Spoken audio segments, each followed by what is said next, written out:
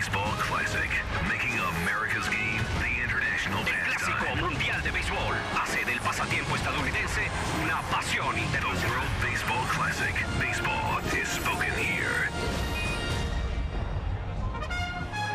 Early morning in Orlando, Florida, March 7th, in a gathering of some of baseball's biggest names. This is not your daddy's spring training game. This is the first of its kind, an event whose momentum and magnitude may bring it to heights unimagined by even its creators. A simple idea for a complex planet. Play the game, not for penance, but for pride. Not for rings, but for bragging rights. Your uniform is a flag. Your talent a testament to the land where it grew. So let the game bridge borders for now. Let the diamond define the goals. Ambassadors with bats. Emissaries on the mound. Bringing the world closer together by bringing baseball to the world. And the world's best are here. Tejada, Pujols, and Ortiz. An all-world roster representing the Dominican Republic.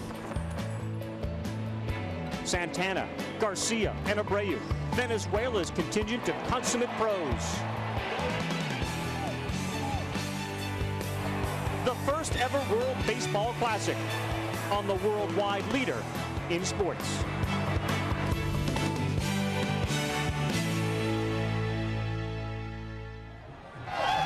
Ladies and gentlemen, boys and girls, an atmosphere unlike any that has ever been seen in a baseball park in the United States of America.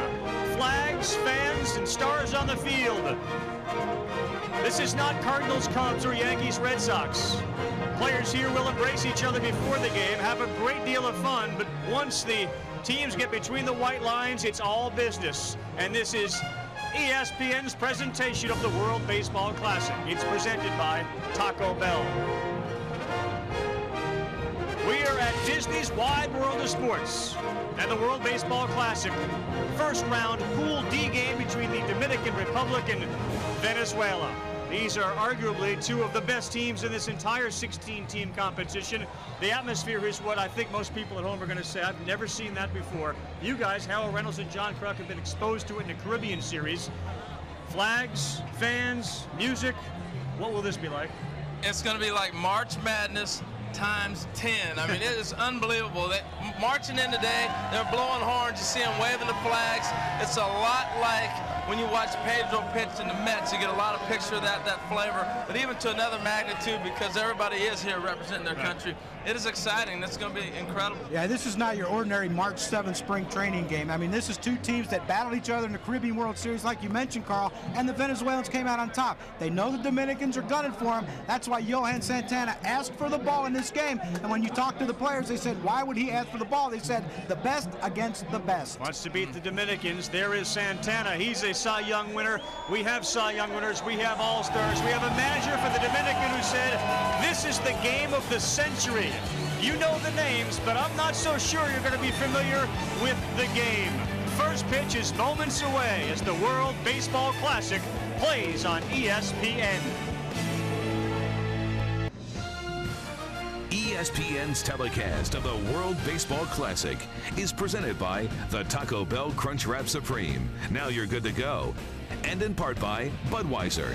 Bright, crisp, clean, pure. This is Budweiser. This is beer. Staples, that was easy.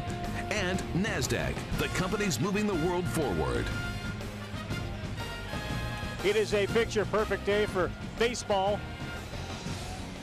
Fans have come out ready to witness history. And here to help us chronicle it is the fourth man of our team, Peter Gammons. Peter? Carl, what's fascinating about this is, I mean, it's summed up by the fact that the Venezuelan souvenirs were gone at 10:15 this morning. What makes it so different is it's so different from the regular season.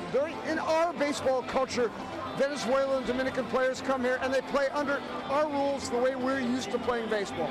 It's the World Series, the All-Star game, it's pennant races. It's the way it's played in Texas and Florida and California. But what they grow up with is a totally different baseball culture.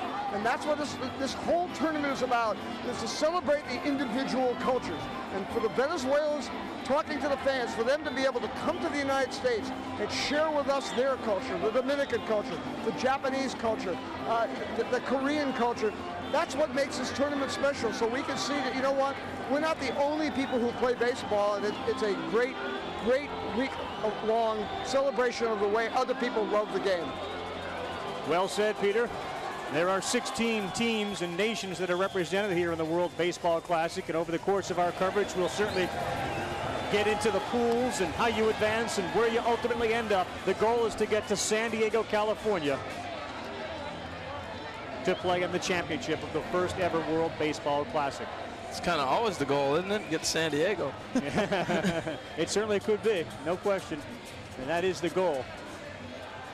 For those who are tuning in and wondering what the World Baseball Classic is all about, mention the fact that there are 16 teams and there is pool play. 4 pools, A, B, C, and D. Rounds 1 and 2, the top 2 teams play round robin, they advance. In fact, in Pool A already, Japan and Korea have advanced to the next round. There's a single elimination. There are mercy rules, and you see them there if you're ahead by 10 or more after 7 innings, 15 or more after 5, the game ends. The designated hitter is here, and games can end in a tie after 14 innings in round 1 and round 2. And there are pitch counts as well as the Venezuelan team takes the field. They will be the home team here. And what a pitching matchup you have. I mean, it is March 7th, and Johan Santana is starting the game against Bartolo Colon, who pitched for the Dominican. That's some great names. It's going to be a lot of fun. Remember, there is a pitch count, so you won't be seeing these guys go deep into ball games, but to see them start it off and give your team an opportunity the first couple innings, if they throw up to their capabilities, to stay in the ball game. Let's get to our lineups, brought to you by MLB 06, the show, and the guys that Johan Santana will be pitching to, familiar names to everybody. Alfonso Soriano starts at second. He'll lead off. Miguel Tejada, the great shortstop for the Orioles. Albert Pujols bats third. David Ortiz, the cleanup hitter, followed by Moises Alou, who'll play left. Adrian Beltre, Juan Encarnacion. Alberto Castillo will be behind the plate. A little bit of a change. We'll have Willie Taveras in center field. A number of other players they believe could have been in center field, but they figure we have enough offense, and they have offense in the Dominican team that Santana's going to have to face. We need somebody that can catch the ball out there. Well, and also, Carl, we're looking at American League lineup. The 9 hitter is actually almost like a leadoff hitter. Willie Taveras is the guy that's going to be able at the bottom of that order, when you turn it over, be able to bunt, move men over, and start a rally. Hi, Crucky. Drinking it all in, I think. This is exciting for me. Just playing in winter ball, this is what it was like every single day. You know, I talked to some of the Venezuelan pitchers today, and they said, "How would you like to?" I asked them, "How would you like to face this lineup?" And they said, "For one day, it's not bad. Every day it would be a problem." Right. We'll likely see some bench players and the bench players here, the same way they are for the United States, who play later today on ESPN2. All-Stars. Santana's first pitch to Soriano. Swing and a miss. And the Venezuelan crowd gets up and stands and cheers. Well, you see Alfonso Soriano going after that first pitch fastball because he knows what's coming next, and that's a changeup. And this time of year, your first ABs of the spring, to have to see this changeup, I'm calling a swing and a miss. No, how about a swing and a pop to left field? He got it with a fastball. Juan Rivera is out there, makes the catch, and fastball jammed him inside. Soriano retired after 2 pitches. I think one of the keys, right, is to throw strikes. The pitch count that Harold mentioned, 65 pitches is what you can get. If you happen to be on your 65th pitch, but in the middle of a at-bat, you can finish that at-bat. So you think a lot of strikes, right? Yeah, well, you're going to see a lot of strikes anyway, because these guys are all-stars, and that's their job, is to throw strikes. Miguel Tejada, the Orioles shortstop, bats second. All sorts of power in his bat. Santana high and out of the zone. It's interesting talking with all the players before the game on both sides, their work regimen. You know, the big concern has been, will they be ready for the season? Swing and a miss. That looked like a change up there. That was it. That's not even fair. That's not fair in July. March 7th, it's worse.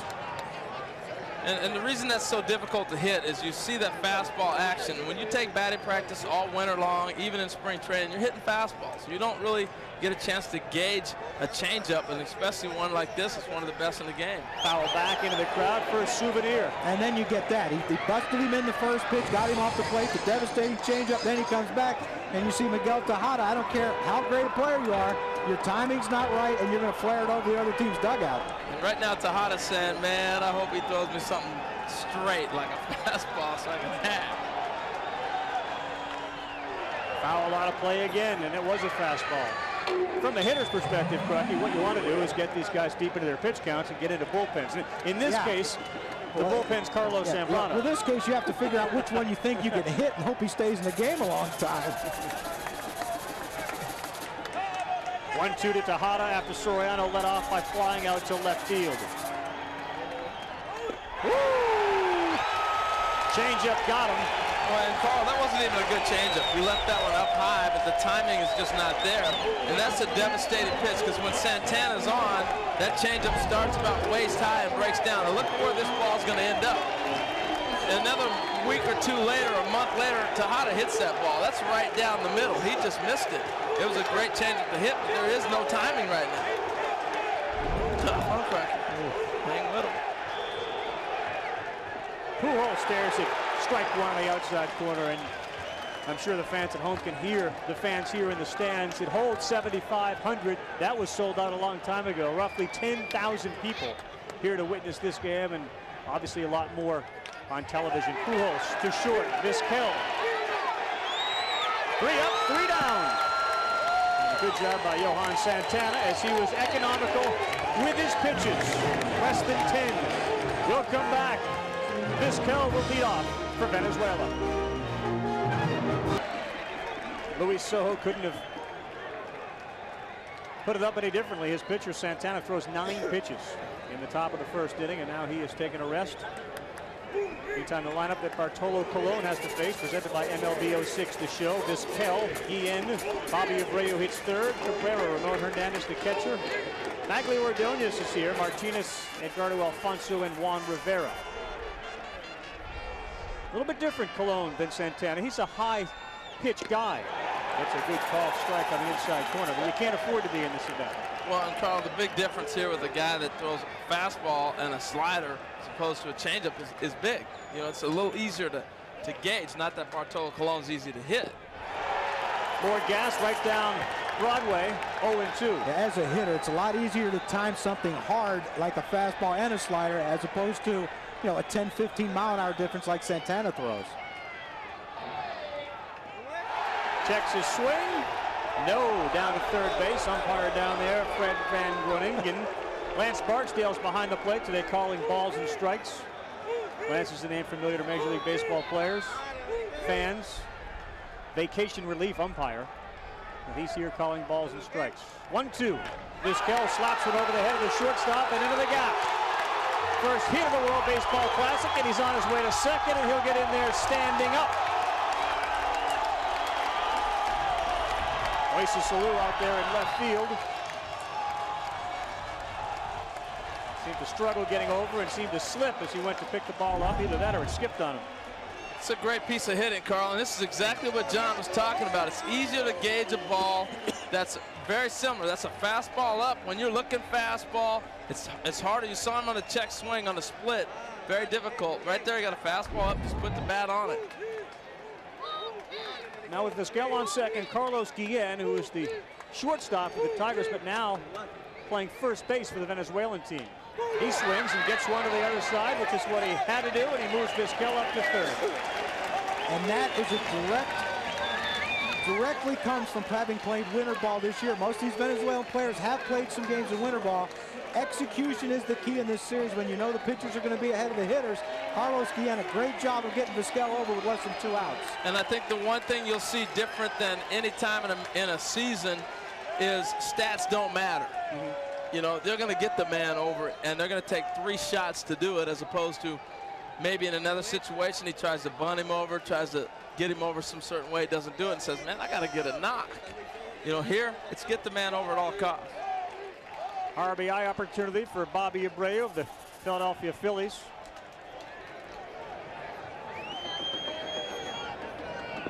It's an off-speed pitch from Colon. I think you need to note, too, this is the first time we've seen Colon since the injury last year. Yep.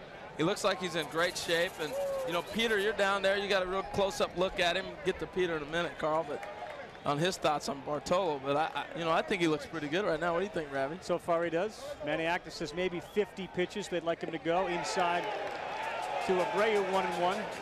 Unlike Santana, the manager for the Dominican team said if they can get maybe 45, 50, they're not going to push the pitch limit. Interesting for the Dominican and Venezuelan teams playing this game first. You have to win 2 games, so someone obviously is going to lose this game unless it ends in a tie. Can't afford a mistake. And the next 2 games you play, another one high and tight to Abreu. And this is the difference, I think, too, between Colon and Santana. His pitch count is already beyond what Santana threw when he threw 9. Well, anytime you have a guy that leads off with a single, it takes 4 or 5 pitches like Omar Vizquel did, your pitch count is going to be up, or double, I'm sorry. 2-1 to Abreu. Another one inside. 3-1. And these are the things that you can see he's not locating. He tried to go in, he tried to go out. The next outing, he'll have a better location.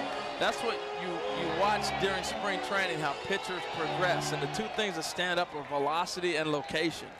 Saw Miguel Cabrera, 33 home runs last year for the Marlins, standing by on deck, but a good count for Abreu to swing. 3-1.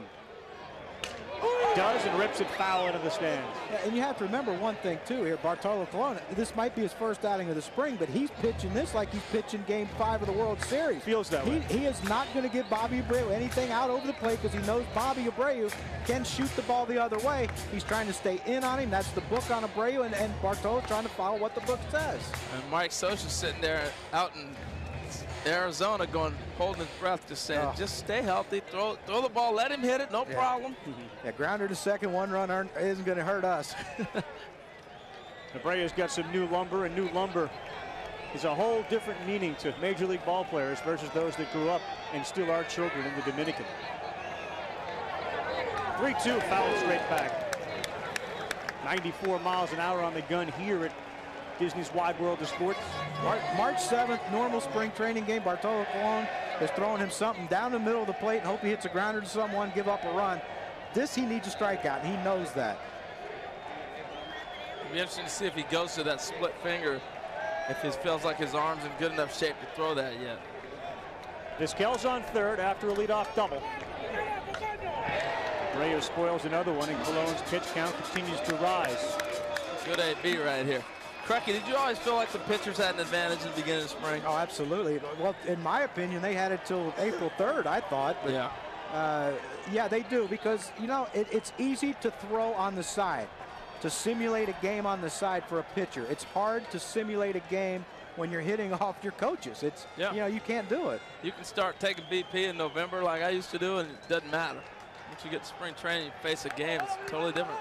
8th pitch to Abreu. Santana threw 9 in the first. Inside, ball 4. First and third now for the Venezuelan team. He's working hard. Well, he's working hard, but mechanically, you know, being able to continually do the same thing over and over, that's what you get. Now watch Colon here. Watch how he spins off here, and he doesn't really complete his throw. You know, that's the one thing that, as he works in spring training, that's what your pitching coach will be telling him. Continue to work on the consistency of your delivery. But also, he doesn't want Omar Vizquel to score. And I think, in my opinion, he was pitching around Bobby Abreu. If he got him out, struck him out, great. If he swung at a bad pitch, great. If not, he wasn't going to give him anything out over the plate to hit. Omar thinks he just balked. Now, they're not using Major League umpires, so this is going to be interesting. I've already seen a couple pitches that you went, ooh, I don't know about that.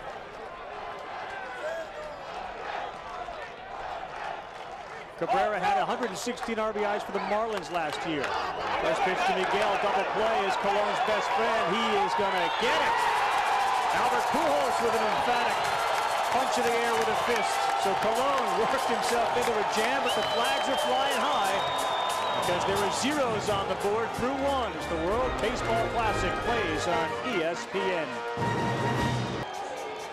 14 pitches for Bartolo Colon in the bottom half of the first inning, none bigger than the one that delivered the double play.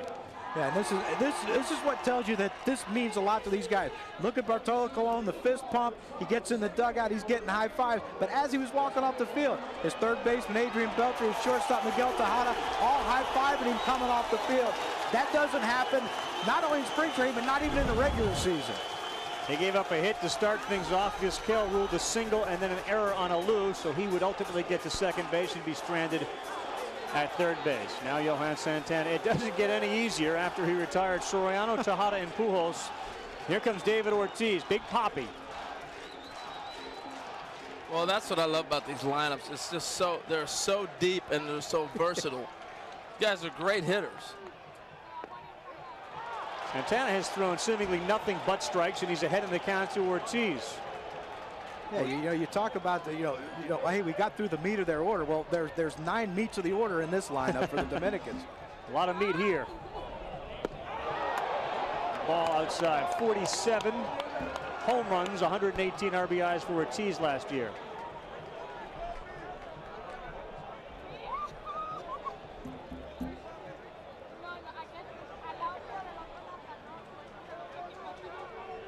One and one to Ortiz. Another one down and away. Moises Alou, Adrian Beltre to follow. Ortiz put on a show here in batting practice. He puts on a show every batting practice, but he put on another one here. 2-1, there's a drive to center field, and did he get it? Abreu is playing center field at the track, at the wall, it's gone! Well, Carl, we talk about it. Stars rise in big games, and David Ortiz is a star. Look at these people going crazy in here.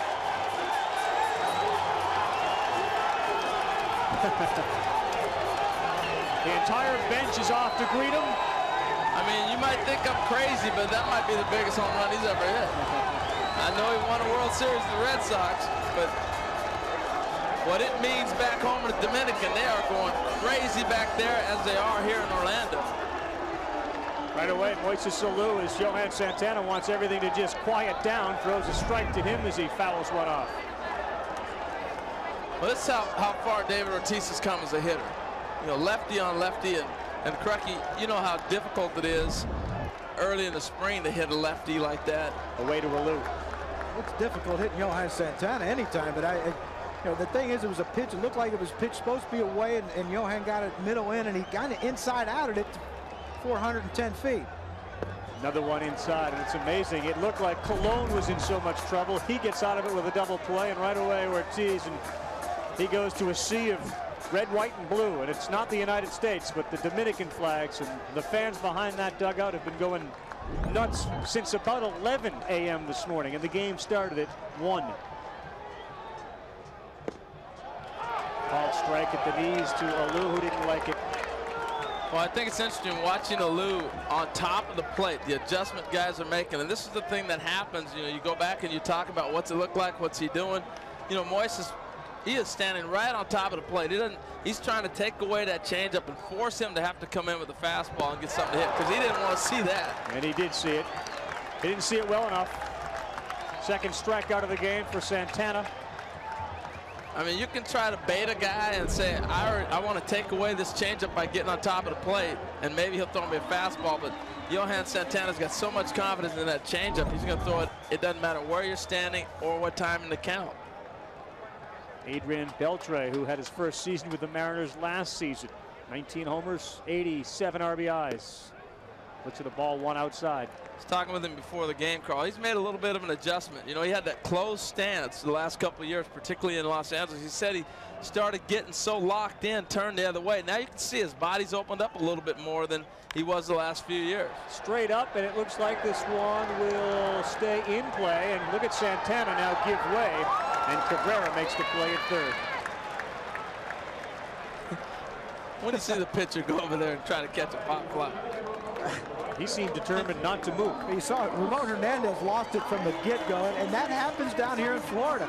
You know, it's tough picking up high pop-ups like that, especially for a catcher. You know, luckily, Miguel Cabrera, who hasn't played a lot of third base recently, was on the ball. Now batting Juan Encarnacion. I mean, how would you like to be working every day with Dave Concepcion? I mean, Cabrera's moving to third base, and he's getting a chance to go back into the infield, and he'd sign as a as a shortstop when he signed, but he's working every day with David Concepcion at third base. He's got Vizquel next to him and Carlos Guillen over there. They've all worked with him on his footwork. That's better instruction that he'd get from anybody in the whole Marlin organization. 2-0, and Encarnacion yanks that one foul. Venezuelans have long been known for their shortstops. You know, Concepcion. Then it sort of transitioned almost to pitchers with Santana, and we'll see Zambrano shortly. But Luis Aparicio, probably the most famous shortstop of all to come out of Venezuela, and the only Venezuelan in the Hall of Fame. Well, I know if you can play shortstop, you know they're making a big deal out of Nomar moving to first base over there at Dodger camp, but Carlos Guillen has never played first base in his life, and if you watched him, you would have thought he's been playing there all the time. If you can play shortstop, you can play anywhere on the field, as far as I'm concerned. 3-1 to Encarnacion with the Dominicans on top, 1-0. High, and he lost him. Ball 4, first walk of the game, issued by Santana. How soon will you know that your pitcher's getting a little tired? Because of the intensity, because of the crowd, because of the atmosphere, because of the work he's exerting, and it is March 7th. Well, the thing about it is that you watch him the first inning, and he was so focused and so locked in, and then he lost a couple pitches to David Ortiz. He thought he had strikes called, and they weren't called strikes for him. And then he gives up the home run, and you know, now he starts thinking, you know, where do I have to throw this ball in order to get a strike called if they're not going to swing? And I think Johan right now is just thinking about, you know, where he's going to locate the ball instead of just throwing it. Well, I think you hit the nail on the head, Carl. The adrenaline wears off, and all of a sudden it's like, okay, now I got a game again. Alberto Castillo steps in. The catcher looks at a strike one. And that's why the pitch count is as a rule, it's instituted here, because that is a protection thing, because guys are going to be excited. And it's easy to pitch on adrenaline. When it wears off, that's when the injuries occur. And at 65, that's good work day. See you later. Go get your running in. Throw to first. Again, in pool play, you have to win 2 games to advance to round 2. And these clearly are the 2 best teams in this pool, bar none. So even if you lose here, you can still come back and beat Italy and Australia and advance. Santana inside. Believe me, they're not thinking about that. When you talk to the players this morning, this is the one they wanted. That's why when Manny Acta told me this morning that this is the game of the century. Maybe for him. I thought perhaps we were overblowing it a little, but then you get to the ballpark and you can understand at least why he said it. Oh, yeah. Shallow right field and potential trouble. It drops, fair ball. Encarnacion on his way to third. He'll stay there and give Castillo a bleeder for a single. First and third. The Dominicans in business again, already up 1-0. He couldn't have thrown that ball any better right there. Perfect placement.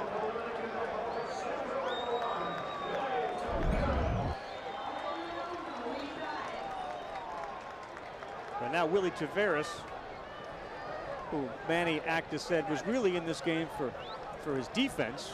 Of course, we saw him last year roaming center field for the Houston Astros. I didn't know a guy that hit 290s just in there for defense. Didn't he hit into 290s last year? I think he's a pretty good hitter. Yeah. Led off for a team that made it to the World Series.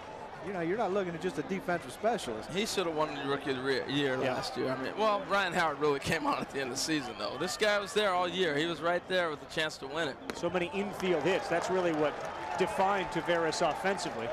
And Santana's now thrown 21 pitches this inning, so he's halfway to his pitch count. Yeah, and this is the thing about Willie Taveras hitting right now, runners on first and third, even though there's 2 outs. With Miguel Cabrera, who's basically inexperienced at third base, he has to play in. You make one mistake with Willie, then his game's 2-0. Yep. And this is the time in spring training when you'd have that conversation right there. And Santana would more than likely probably be done at the end of this half inning. Because it's not necessarily as the number of pitches you throw, but the effort you put into those pitches. He's put a lot of effort into his 21 pitches this inning. See Cabrera in tight at third. Inside at Taveras. He's scuffling. You're right. The effort being exerted on March 7th is something you never see for Major League pitchers. They may do it on the backfields, but you never see it under game conditions. Encarnacion at third. Castillo at first. Foul back.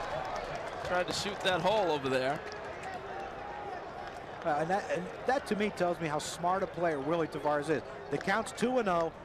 Most hitters look for something they can drive, pull the ball, and hit out of the ballpark the other way. He knows what he can do. He gets a fastball down the middle. He's trying to shoot it through the hole because he knows he's a singles hitter. Smart player. He may try to push a bunt right here, too. Up the middle, remember, he's got speed. Oh!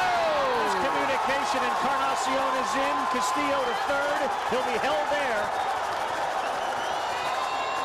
And perhaps being aware of how fast Taveras is. Maybe that was the only play.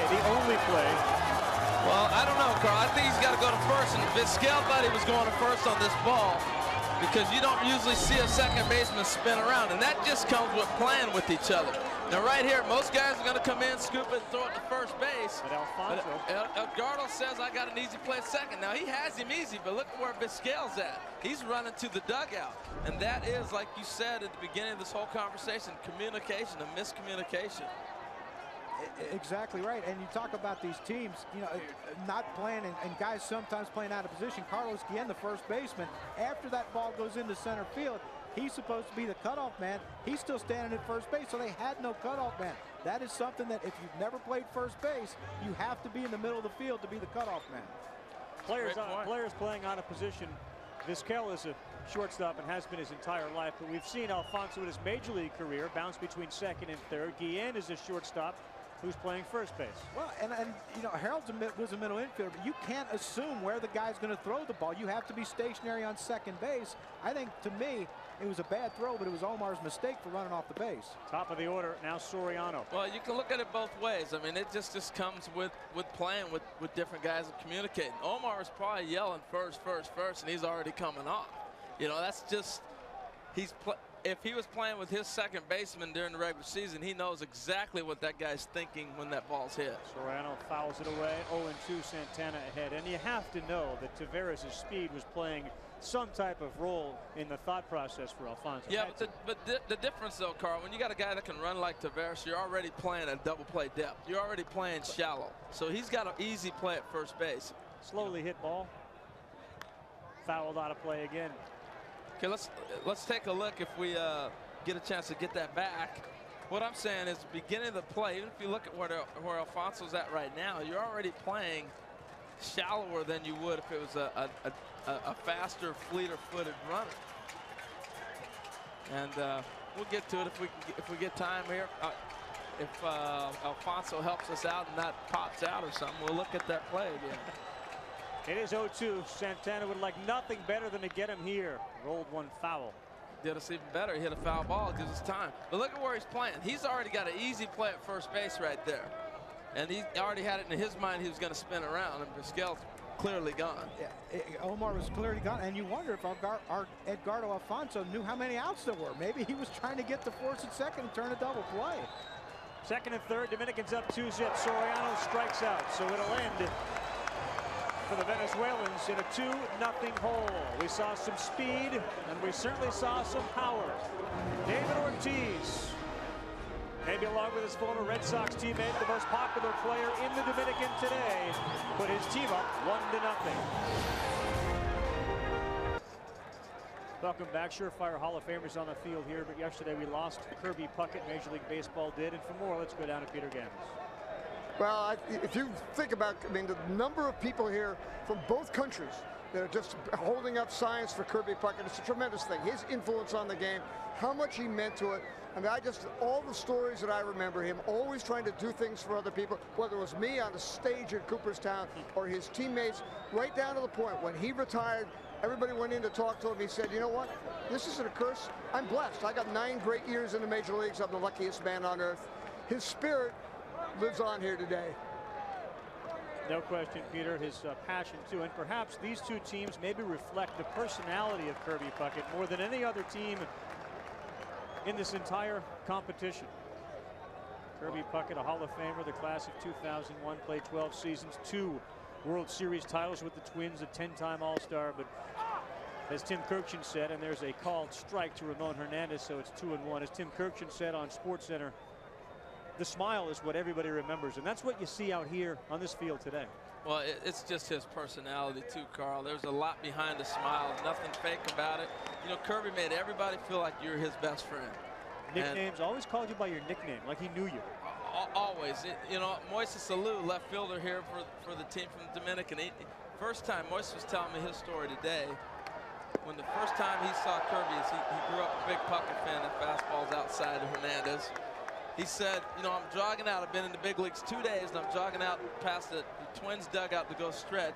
And Kirby says, hey, Moises, welcome to the big leagues. And he looked at him like, you gotta be kidding me. He's been a Kirby Puckett fan his whole life. He named his son Kirby after Kirby Puckett. That's the type of influence that he had on so many different individuals.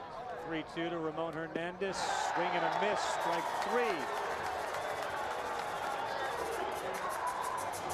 We talked about Johan Santana, how he struggled in the second inning. It looks like Bartolo's getting a little, he's getting a little better this inning going on.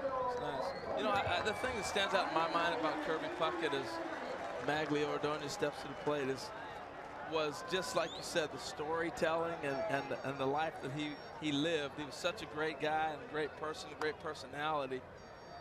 The nicknames, you know, I remember always asking him, he's hitting 370, and I'd say to Kirby, how you doing, Puck? He'd go, struggling, I'm struggling, nice man. Struggling at 370. Right. Kidding me. Yeah, I know playing in the National League, I didn't get an opportunity to play against Kirby a whole lot until I went to the White Sox. Fouled out of play. Ordonez now 1-1. But I remember going to spring training, and you know, when you play against American League teams, you know, you want to meet the other star players. I got to meet George Brett, never got to meet Harold. But, you know, I got to meet Kirby Puckett one time, and the first thing he said to me goes, hey, a white me. And I'm thinking, you know, I said, I can only wish. Outside to Ordonez, 2-1. Yeah, I understand what you mean, you could only wish. He really did walk into a room and light it up. He's going to be missed, no doubt about it. Praying for him and his family, and I miss him already. Off speed from Cologne. Ordonez ahead of that, 2-2, so. Tell you what, he loved baseball. He loved this. Oh, he would relish this. He'd be on the United States team. Oh, no doubt. 45 years old. A stroke on Sunday. And he passes away on Monday. High to Ordonez. 2-0 here. The Dominicans on top. Home run by David Ortiz in the second inning, and then some miscues in the field by the Venezuelan team allowed the Dominicans to go up by a score of 2-0. And Cologne was in a big jam in the first and got out of it with a double play. Ordonez hits that one hard to right, but it's going to stay in the ballpark. Juan Encarnacion reels it in. So we've been mentioning the fact that there are 4 different pools, and you have to win 2 of the 3 games you play to advance to round 2. These 2 teams are in Pool D. Pool A is made up of Korea, Japan, Chinese Taipei, and China. Already Korea and Japan have played and advanced. Pool B has the United States, Mexico, Canada, and South Africa. You can see the United States play Mexico later at 4 Eastern on ESPN2. Puerto Rico, Panama, Cuba, and the Netherlands. And of course, Pool D, which is where we are at Disney's Wide World of Sports.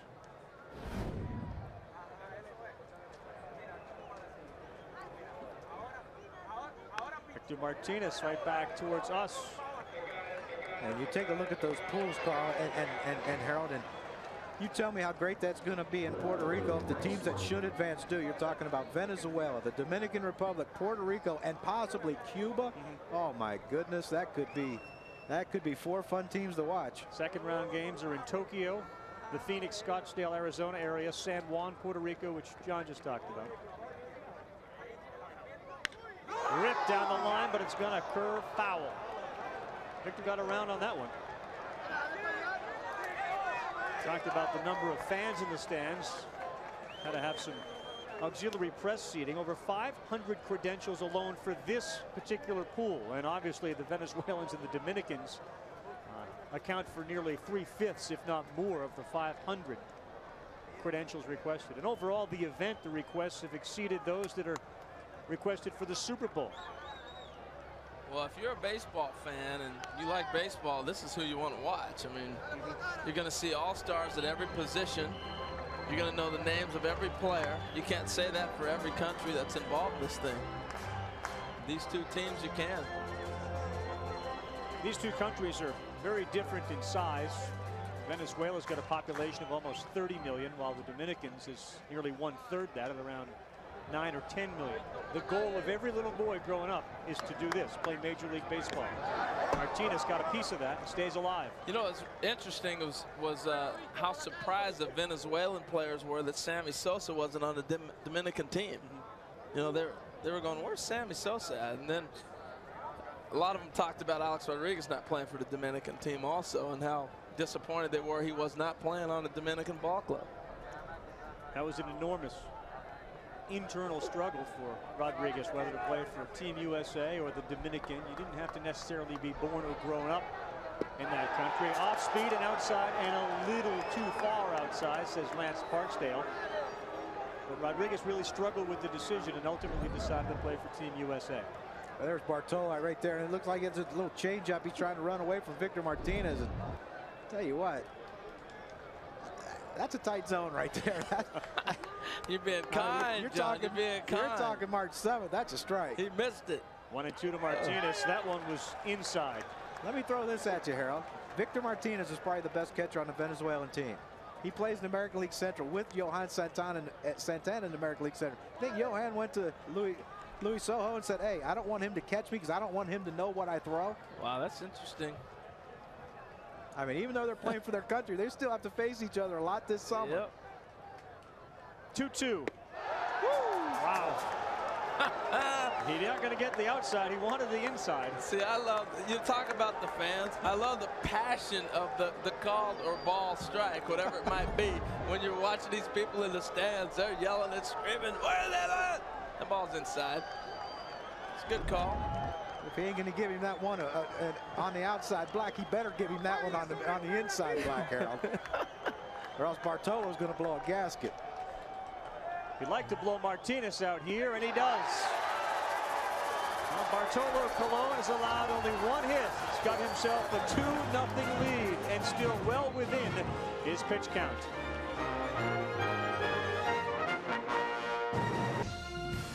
ESPN's telecast of the World Baseball Classic, presented by Taco Bell, is brought to you by Verizon Wireless. Get the exclusive new Trio 700W with Windows Mobile.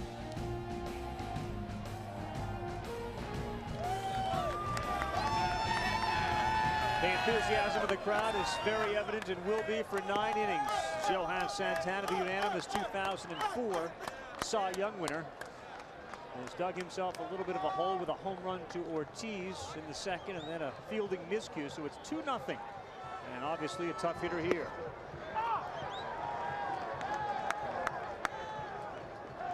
Miguel Cabrera struck out in his first at bat.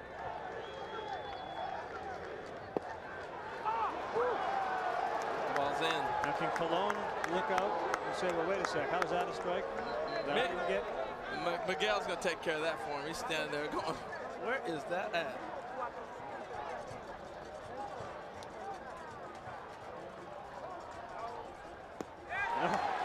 That's the second time that Tejada's looked that way. And he looks back and has a couple of things to say to Parksdale behind the plate. Well, when the pitcher's getting that fastball inside like that, you can forget it. You're not going to hit that changeup away. You can't cover both sides of the plate.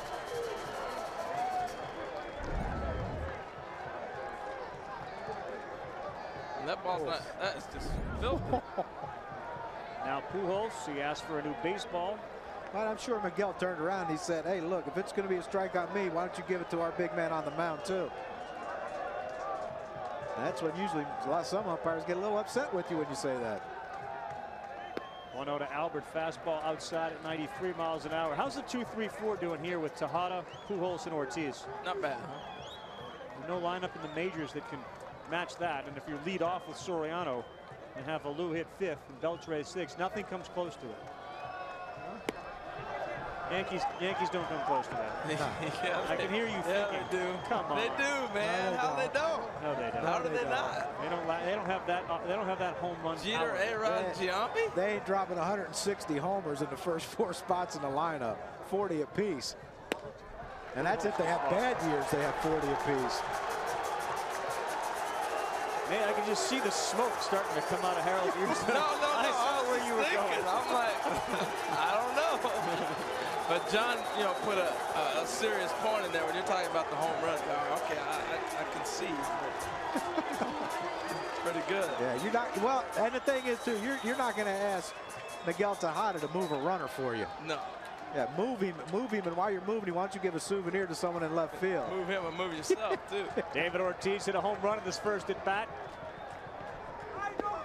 Off speed and a strike.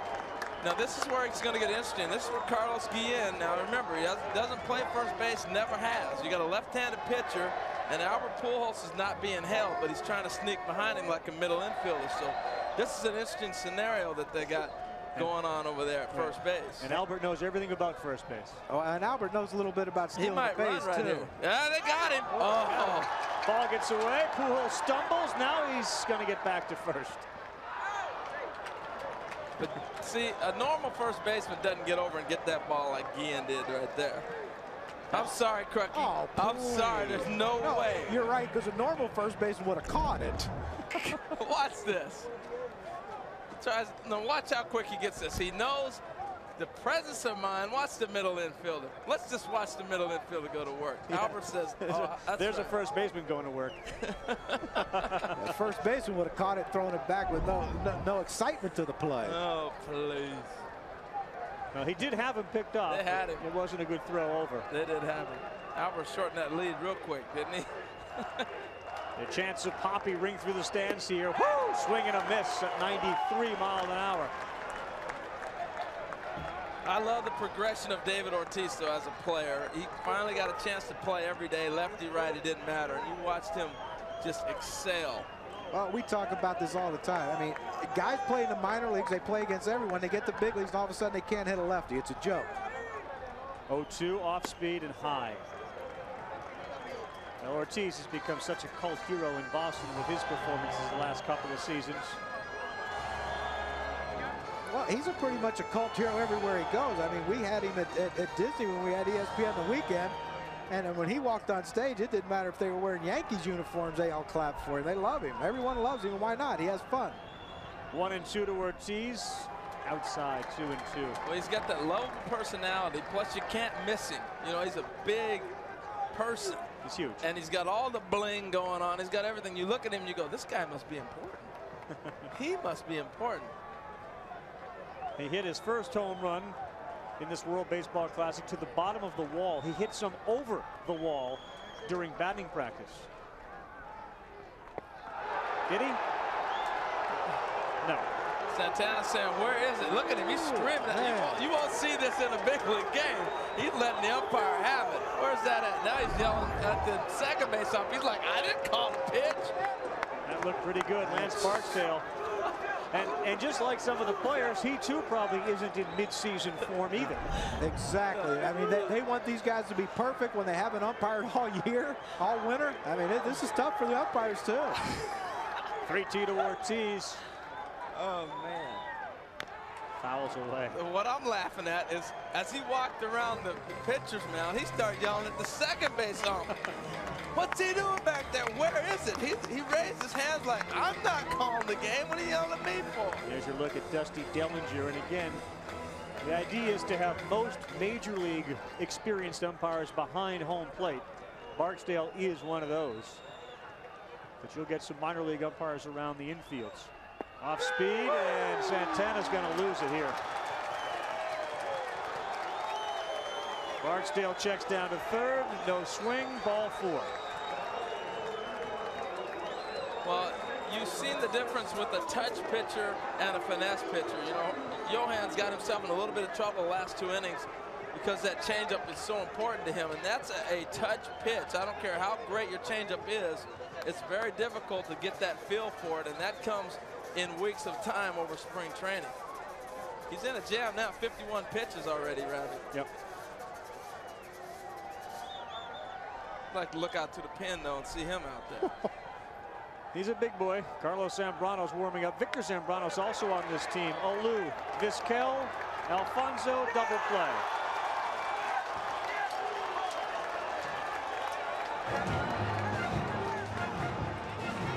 Santana talking to the umpire as we head to the bottom of the third.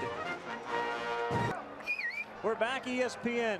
ESPN2, ESPN Deportes, proud to present the World Baseball Classic, presented by Taco Bell. Pool D, first game between Venezuela and the Dominican.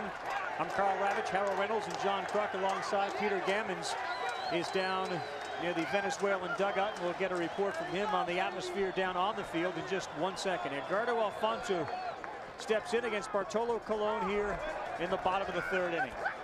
Dominicans are on top 2-0. Alfonso involved in one of the runs, unearned, as he threw the ball to center field. The other run for the Dominicans earned. It was a home run. There's a hit up the middle and under the glove of Soriano, ranging to his right.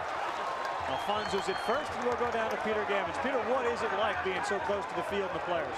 Well, I'll tell you, you know, they talk about the carnival atmosphere, but when they start the game, even though they're having a lot of fun, there's a lot of seriousness to it, too. I mean, you have to understand, like Magnio Ordonez told me, he really didn't want to play. He's rehabbing, trying to come back with the Tigers, but he just felt when Melvin Mora had his family got threats, he had to play. This is just too important. A couple of the Dominican players, the same thing. This game and this series means a great deal to the players from both countries. Absolutely. And when Mora did decide not to participate, he was vilified in his homeland, and Maglio recognized that and said, geez, I need to reconsider this. Well, Carl, too, the interesting thing is a lot of general managers and myself, you know, you worry about, are these guys going to be ready to play when the season starts? And, you know, one of the things that they have definitely done is these guys are working. And it was interesting talking with Stan Javier, who's the general manager now for the Dominican team. He said all their star players, David Ortiz, Albert Pujols, Moises Alou, stepped up, had a team meeting and said, guys, we're going to have fun, but we're going to work because we're going to get through this thing. Hopefully we win it, but you got to be ready to play your season when that season starts. So they have put the extra time in. Guys have taken extra BP. They've approached it like a great spring training, but yet having this game atmosphere to get themselves ready to play. And you wonder what's going to be left. You know, physically they'll be fine, but mentally, with the intensity level they're playing at on March 7th, where's it going to be April 7th? I mean, it's tough to go intense like this for a month and then shut it down and then come back and try to get it a few days later. I mean, it's a tough thing to do. 2-1 now to Juan Rivera, the outfielder for the LA Angels, as he faces his teammate, Bartolo Colon, of course, who pitches for the LA Angels. And that's the other thing that this country versus country, nation versus nation, Harold talked about it, Kruk mentioned it, but Colon and Rivera are teammates once the season begins for the major leagues. Yeah, and that, you know, the inter-squad game in spring training obviously does not have this level of intensity. One of the weirdest things to do is face a pitcher on your team during those inter-squad games.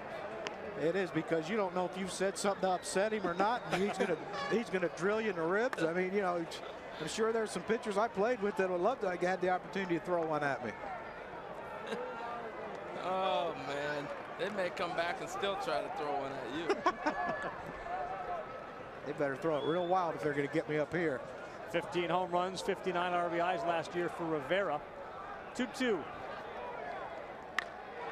Ground ball, shortstop. Tejada bobbles, throws to Soriano for one, on to first, safe at first. Tejada had a hard time with that ball. Well, a lot of times, you know, this is a ball that you would think he would catch with his glove the other direction up in his eyes, with his fingers pointing more towards the sky and then instead of down towards the ground. But that's what happens when you're facing him. See, that ball comes down on him. If he had a chance the other way, he might have caught it.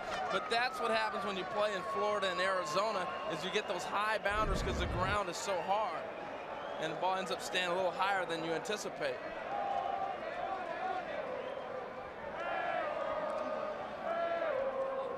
Listen to the atmosphere here. Vizquel a single and an error in his first at bat, got to second, ultimately was stranded at third on a double play. Well, that's a rough error they gave Moises on that. He's diving on the outfield grass out there, rolling around. They gave that an error? Yeah. See, that's what I mean. When you have a tied game in this situation, earned runs you know, if you're tied in the pool, earned runs is the deciding factor. How many earned runs your team gave up? An official score can decide which team advances or not. And that to me is a little shaky. Yeah, because that ball's not an error out there. And that may come back to bite them as you advance. Very important. They may come back to change it too. And maybe they're listening to us and they'll change it. Let's hope they do, because anyone who's played left field knows that's not an easy play. Miguel Batista and Ayudi Burrito warming up now in the Dominican bullpen. Miscues fakes bunt. Barksdale calls a strike. Well, I was just thinking, nobody's attempted a bunt yet. And that's the difference, again, with the intensity here that these guys are going through. Miscues, he likes to bunt during spring training games because it doesn't matter. And he gets that touchdown. You know how great of a bunter he becomes. But if you play in a game like this where you never have a situation to bunt, he doesn't work on what he needs to do when the season starts, when the Giants need him to drop a bunt down. He hasn't done it. Swinging here, another single. His timing is there. Here's Miscues, 2 for 2 on the day, and in business now, the Venezuelans. No men out, 2 men on.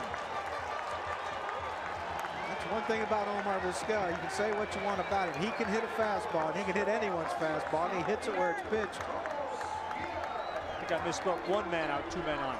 Well, so many people think of Omar as just a defensive specialist, and yes, he's a tremendous defender. But I've watched him from his rookie year in Seattle as a hitter with knocked the bat out of his hands to what he's become now, a 300 hitter in the big leagues. He has worked his tail off to get himself stronger and to be able to handle the bat and understand situations. He's similar to Ozzie Smith. I mean, that's the way Ozzie was when he first came up. He talked to players who played against him. He couldn't hit at all. Omar was similar, and now that you look at these two guys, are 2,300 hits are going to end up with. Well, that's what Ozzie ended up with, and Omar's going to probably pass that. Billy Castro has a word with Colon on the mound. We saw a shot of Batista, the righty, and Ayudi Burrito warming up in the bullpen. Colon has found himself in a jam before, and he's certainly in another one again. A little different lineup, though, certainly for the Venezuelans versus the Dominicans. Guillen, the 2-hitter for Venezuela. And obviously we talked about how Tejada's a 2-hitter for the Dominicans. Big spot here, though. And that was close, 45th pitch, if you're wondering at home, which, you would think he's had a higher pitch count total because of that first inning, but he really settled down in the second.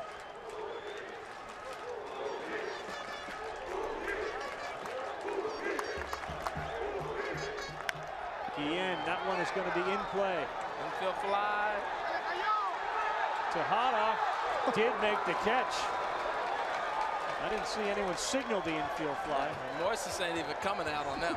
Well, on the infield fly rule, you have to be in a position where you're camped under it and you can make a catch under reasonable ability. He was not able to do that right there. Moises was like, man, go ahead. I'm not ready yet. So you were just screaming. You were an infielder for the Dominican. You're the third. You're Adrian Beltre saying infield fly. Oh, that's an infield fly.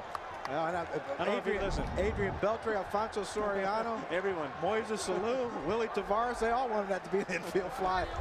This is the worst place in the world for a high pop-up. Anyone who's played in Florida knows that. It's terrible. And the wind is gusting at that. I mean, you can have it. And it ain't like he doesn't have 2 strikeouts under his belt anyway. Bobby Abreu steps in, likely the last inning for Colon, and we're certain to see Carlos Zambrano for the Dominican Republic come in and replace Johan Santana, who did his work for 3 innings. Now, there's certain guys that when the ball goes up in the infield, they're already saying, you got it. They don't want nothing to do with that pop-up. I volunteer for that one. I had Nicky Morandini and Mariano Duncan. Every time a pop-up went up, you got it, boys. I used to think, hey, fielding percentage, I'll take it. It's easy. See, you're thinking selfish. I'm thinking help the team. Back of the baseball card for Harold Stats. Abreu swing and a miss. Hey, when you're battling Robbie Alomar and Frank White for Gold Gloves, you got to take whatever advantage you got an opportunity to get. Is that all you had to play for in Seattle, was a Gold Glove? What else would we have to play for? This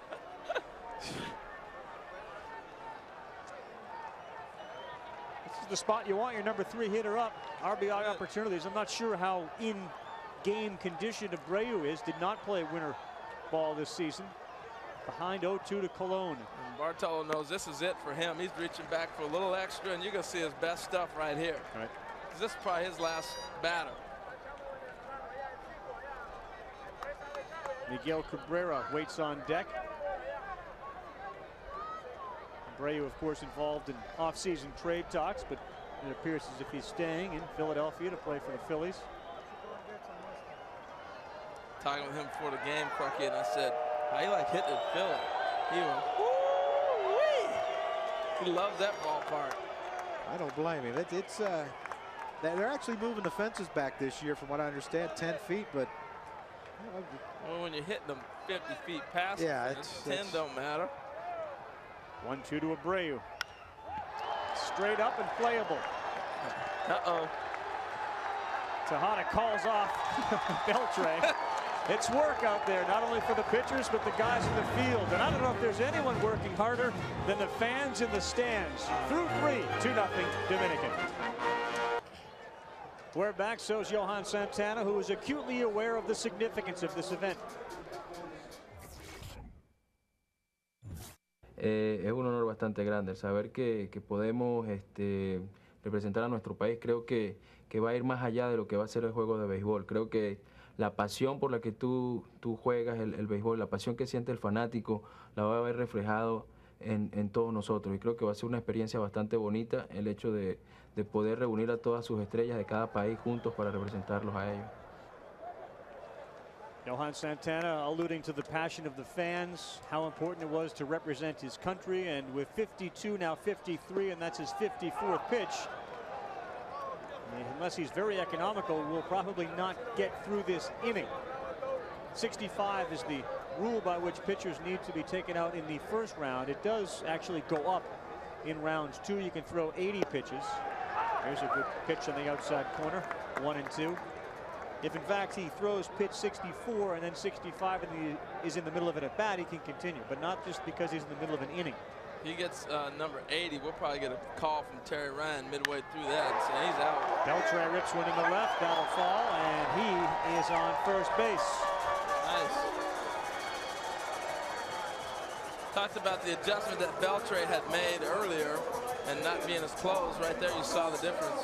There are the rules: 65 pitches in round 1, 80 pitches in round 2. You can go up to 95 in the semis in the final. pretty sure there's no general manager or no pitching coach that wants, or manager that wants to see his pitcher in the first round go 65 pitches. Get close to those numbers. Santana's heading there, and we talked about it as Encarnacion looks at a strike. It's impossible to allow the player to ultimately make the decision, especially under these conditions. Yeah, he would throw 80 pitches. Oh, absolutely. You can never ask a player in a competitive situation to, how do you feel? He's going to say he's fine. He's going to continue to compete. Strike on the inside corner and ahead 0-2 Encarnacion. Very different flavor you get from living in this country versus what we've seen from the people who clearly have come either from other countries or certainly are of Dominican or Venezuelan descent, what this event means. And the players reflect that as well. In the dirt, good block. Yeah. You wonder, Harold, do you think that when the United States begins play at 4 o'clock against the Mexican team, that perhaps once you see the flags, once you see the players, that it will begin to build momentum in this country? Because it doesn't really seem to have a great deal here, where across the world it's enormous. Well, I think as the momentum grows and you continue to move on to the next stage, it'll probably catch on, because we're always the second ones that seem to do that. But I think from the American perspective, people are going to watch because of the All-Star collection. You know, we love great competition. We love to see the All-Stars play. I just wonder how much of this has to do with, and Santana's now going to be met at the mound, and it looks like, in fact, he is now done. They'll bring in Carlos Zambrano. Zambrano will be on. He will face Alberto Castillo, and listen to the applause for Santana. The World Baseball Classic will continue right here on ESPN. Johan Santana enjoying a cold drink as he threw 61 pitches and leaves with a 2-0 lead, and now Carlos Zambrano, the Chicago Cubs, comes on. But again, the United States begins its play against Mexico at 4 o'clock Eastern time, and what we've seen here and been exposed to as far as atmospheres, boys, it's very different than the feeling you get just from the press reports and from some of the players' comments about how this is being viewed in the United States? I think it's going to be interesting to see when you go and playing in Arizona with the United States against Mexico is who's going to be represented more. And in my opinion, it's going to be Mexico is going to be far more represented in the stands as far as fans go, as opposed to the Americans. And that's just the passion that they have in Latin American countries for their teams. And Mexico's no different. I played 5 years down there, and I know those people are going to be out in full force, the Mexican people supporting their team. Runner goes, strike swinging, ball thrown high, and it's a stolen base. A little hit and run right there. And again, you know, we're talking about timing, and those are all timing plays with the defense, the catcher, everything else.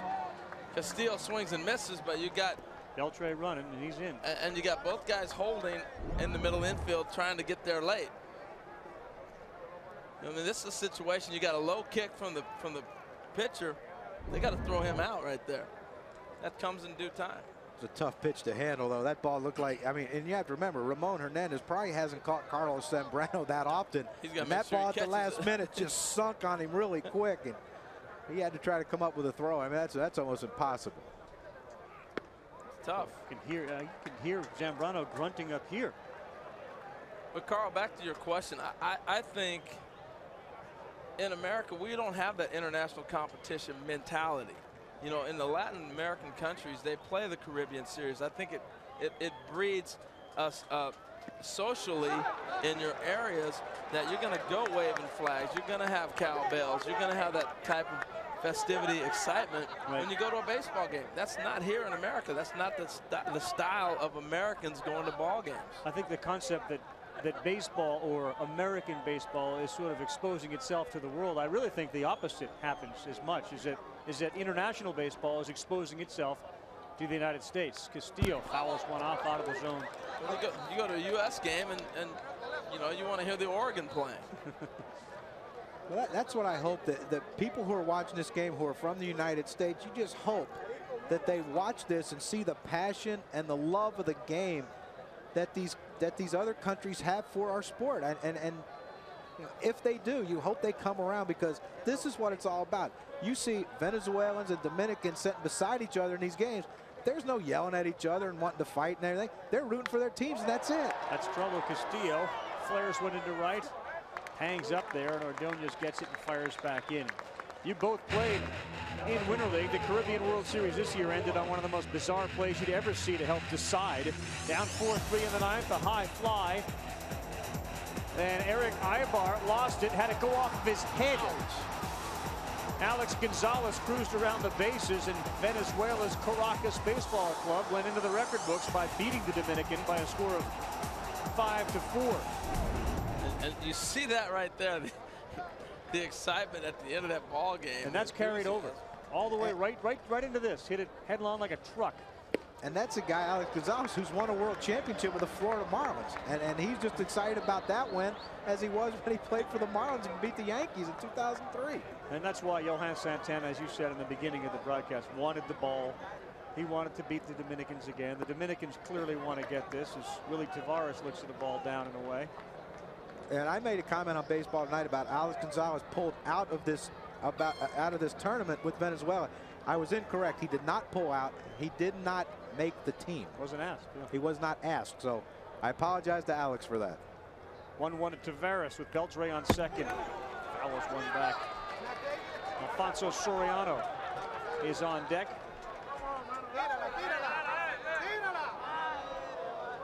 Well, I think you see the pride in which a lot of these players play baseball too, and you know, there's nothing wrong with having some pride in your ability and in what you're doing, and I think that's one of the reasons that people in this country have not understood why Alfonso Soriano won't move to the outfield. Good point. We talk about teams of the Dominican and Venezuela and how they are represented in the majors. It's almost 2-1, the Dominican Republic players, 91 foreign-born that are on major league rosters, and Venezuela's down there with 46, followed by Puerto Rico, Mexico, and Canada. Zambrano wanted that one, he didn't get it, so it's now a full count.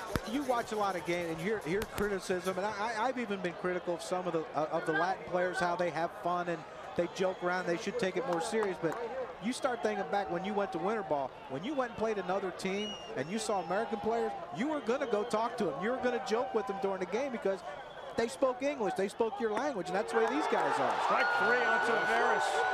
Look at Carlos Zambrano. Now, you do see that from him during the regular season, but maybe even a little more so here. He's fired up. We'll talk with Luis Sojo, the manager, when we come back. Dominican Republic on top of Venezuela 2-0. Peter Gammons down in the field with Luis Sojo. Peter? Louis, with Johan Santana having only 13 pitches to the limit, why did you send him back out there? Well, because I think, you know, he's a Cy Young winner, and those kind of pitches, they can get 3 outs with 9, you know, 10 pitches. I talked to my pitching coach, he's looking very good, and Johan wants to be out, so we give it a chance. How pleased were you that almost every one of the players that you asked to come here decided to play? I'm very excited. You know, when we made the phone calls and we asked you that you want to be on the team, they all say yes. As a matter of fact, they called me, Luis, don't leave me out. So, you know, they want to play for their country. They want to participate in this event, and hopefully we want to be okay. You said earlier that, you know, the country's gone through some hard times in the last 4 years. What does this tournament mean to them? Well, it means a lot. It means a lot because, you know, we're in a real good time in Venezuelan baseball. We got a lot of superstars, and they want to have the Venezuelan name in their chest. So it's a big thing for these guys. Are they going to get on you if you don't win?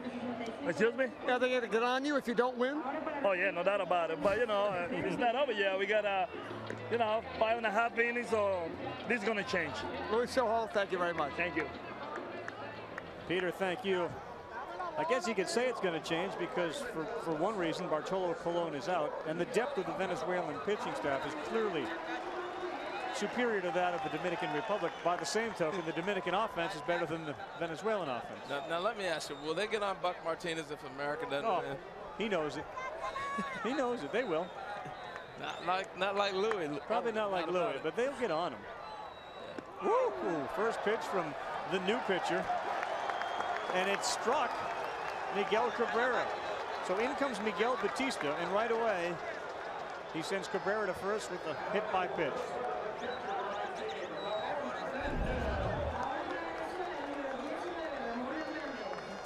Well, if you're Joe Girardi and you're watching that replay, you're thankful that it didn't hit him square in the elbow and it just glanced off his shirt, because Miguel Batista can get it up there pretty good, and I'm sure that wouldn't feel too good on March 7th.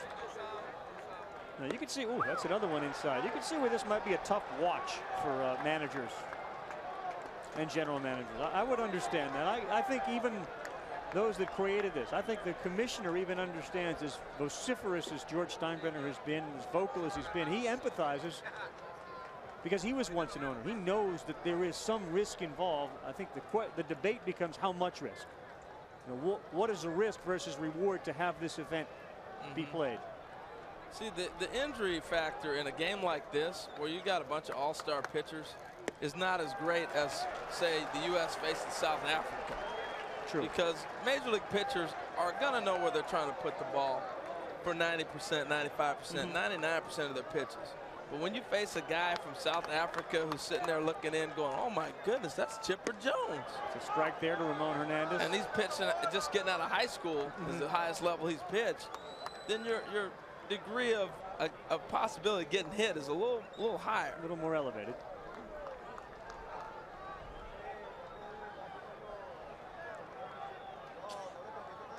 Because really, if I'm a general manager and they're playing in this game, you're not concerned. I'm not as concerned. And you know what? My younger players, like Miguel Cabrera, what he is learning, working every day in the same group with Ordonez and hitting with these guys every day, getting a chance to be around Dave Concepcion, teaching him how to take ground balls.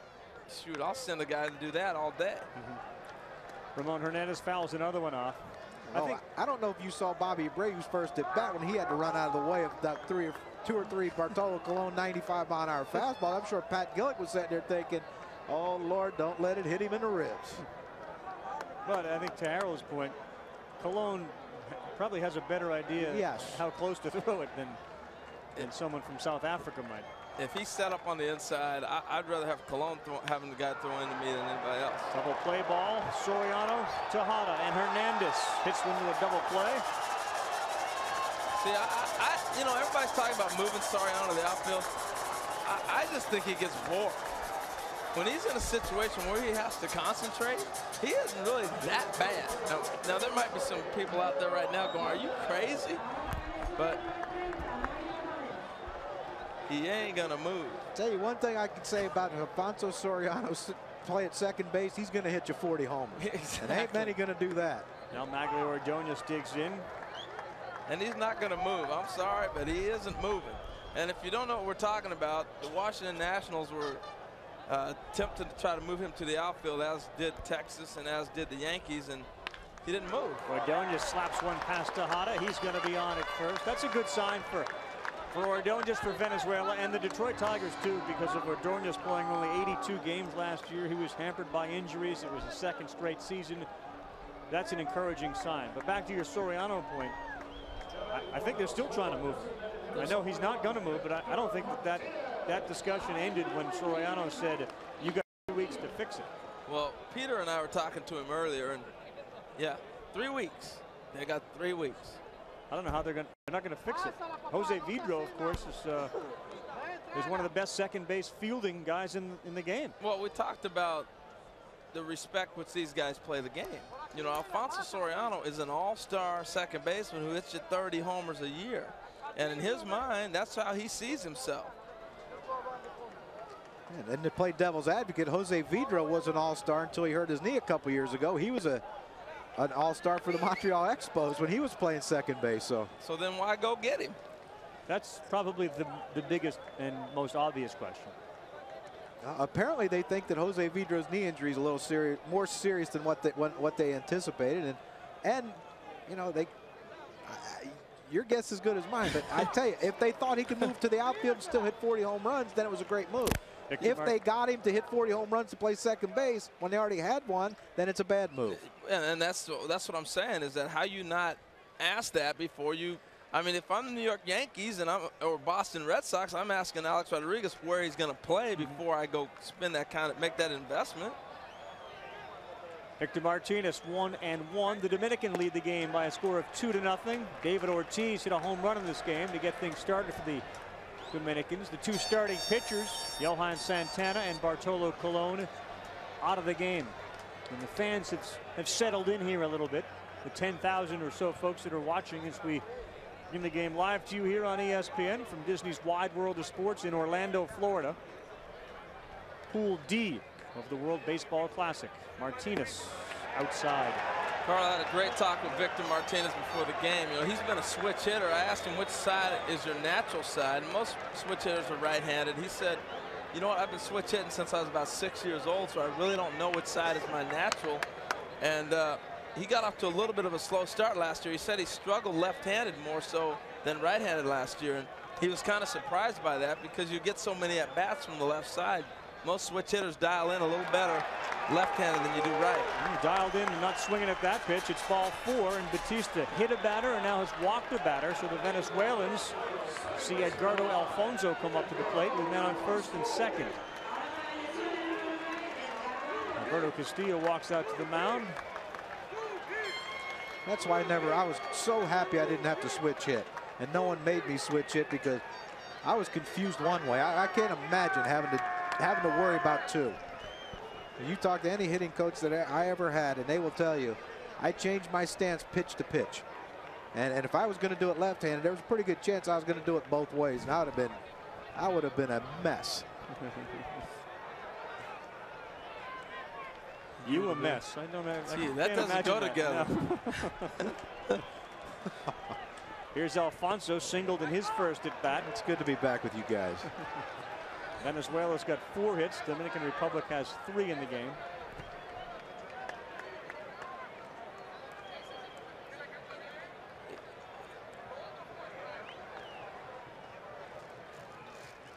Alfonso, that one's got eyes. It's going to drop in front. Ordonez rounds third. He's going to score, and they threw behind the runner at first, but he's back safely, and Luis Sojo was was right. It's going to change, and it has, as Venezuela's on the board 2-1. Well, we've talked about it and talked about it. It's been well documented. The Achilles heel of the Dominican team is after Bartolo Colon without Pedro Martinez. Who is going to step up? And right now, Miguel Batista struggled with his control and then gave up that little flare to Edgardo Alfonso. But he's letting this Venezuelan crowd get into it. Once the crowd gets into it, so are the players. Well, I thought it's interesting, since Alfonso threw that ball away, how his game has turned around. He knew he had to get to another level real quick. There was no grace period. So you think the accountability is that instant? No doubt. No doubt. Juan Rivera grounded out to Miguel Tejada in his first at bat. First and third, and Batista's high, and a little wild here early with a hitter getting hit by a pitch as well as a walk. Well, I think the interesting thing about all this too, Carl, is that you don't have your normal pitching coach that says you're not landing in the same place, you're not getting your arm angle here or there. You got to figure out on your own. The Venezuelan crowd into it here. Rivera down the line and right. And that's the inning. So he gets out of it by giving up just the run. Erratic, but effective enough to keep his team in the lead.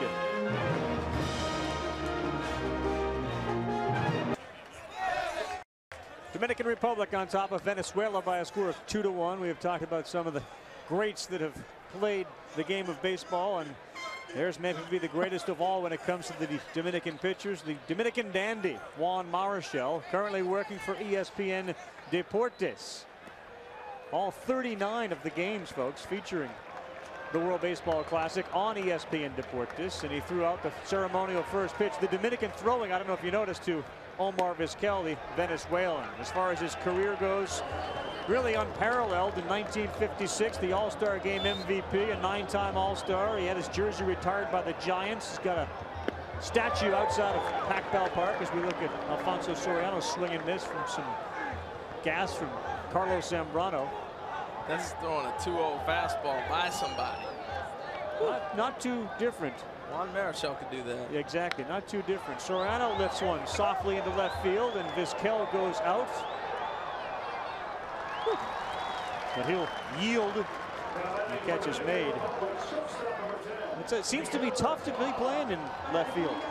Is it a sun? Is it your tracking of the ball? Well, with this type of sky, you know, Crucky's talked about it. It's clear blue. You don't have a whole lot to gauge the depth of the ball. And so that gives you a little less of a great opportunity to have a good jump, and that's really what these guys are struggling with. You don't get a good jump on the baseball, and by the time you pick it up, it's on you. Now Rivera. And there's one less tier in these minor league or not minor league, but spring training ballparks. There's one less tier to the ballpark, so once it gets above the thing, as like Harold said, you can't see the ball. Zambrano's throwing hard. That was on the gun here, 97. That was the hardest pitch of the day by anybody. It was nasty. 1-1 now to Miguel Tejada. Right down the middle, 1-2 to finish up the Marichal thought. In the 60s, he was the game's best pitcher, along with, in the same discussion, Sandy Koufax and Bob Gibson. Tejada is showing his emotions on his sleeves, no doubt. I mean, he's as animated as you've ever seen him get at the plate. Oh, he stays. Wow. And Tejada's first 2 at-bats resulted in strikeouts, waving at Santana pitches. Take a look at this one. Wow. That's off the plate. 2-2 to Tejada. Oh. Sawed off, and Ordonez is in right. Makes the catch. Yeah, Tejada 0 for 3. This is one of those games that Mickey's going to want to TiVo and have, you know, show it to the kids and grandkids when he gets a little older. Unless they win, and then he'll be the happy man. Couple strikeouts. He got jammed there. He bobbled that ball. Couldn't turn a double play. Only got 1 out. The pop-up. Well, you really see the advantage that a guy like Zambrano has. He's throwing 97. He's throwing a hard sinker, and he's got a nasty slider, and he's busting guys in to get them off the plate. You know what I mean? Pujols looks at a strike. 99. You know, you're looking at an AB right here where you're saying, let's just get this one over with. Been there. This is the guy you said on Baseball Tonight earlier, as ESPN The Weekend was played here, that is going to win the Cy Young. Well, you're seeing why. Look at the stuff he has. That was Louis Tiant-like. When you watch Zambrano pitch, he changes arm angles and he doesn't lose velocity. A lot of guys, they drop down, they lose velocity. He doesn't. Oh, you go from 67 to 97. Well, I think the other thing here too is that, you know, we were talking about this in between the break. If you take NBA players, you put them on a playground, you're going to see them play a little more freestyle. You see the same thing with these guys playing baseball today. You're seeing them a little more animated, a little more freestyle, a little freer of themselves, but yet the talent level is so impressive. And you have to look at this matchup right here. Albert Pujols walking. You're not talking Venezuelan against the Dominican. You tell me who's the most popular player. You're talking Cubs, Cardinals right here. Now you're talking Cubs, Red Sox, and as Harold alluded to, the crowd definitely has a little bit more jump when David Ortiz comes to the plate. He's homered already. He's on Baseball Tonight every night. Outside, deservedly so. We don't play favorites. No, he gets his just due. A home run and a walk in the game for Ortiz. The Dominican Republic on top 2-0. Off speed and outside. Probably wise the way Ortiz seems. And Zambrano mock smiles at He's Ortiz. not too happy with the strike zone either. I love it though, because you would never see this type of questioning an umpire in a major league game. It just wouldn't happen. The umpire would have been out there a long time ago and shut down that attitude. They're smiling at each other. That one's away, and he's behind 3-0. So in a World Baseball Classic game in the top of the 5th, do you let him swing? In a World Baseball Classic game, in a spring training game, a Winter League game, a World Series game, absolutely. And Mr. Zambrano threw him a little slider. He threw him a 3-0 slide. Please. March 7, 3-0 slider. Here, hit this. Boy. All right, Poppy. Look at that. And drop down on it, too. Oh. Hernandez couldn't hold it. Alou's on deck. 2 men down. 3-1 to Ortiz. That's hanging away.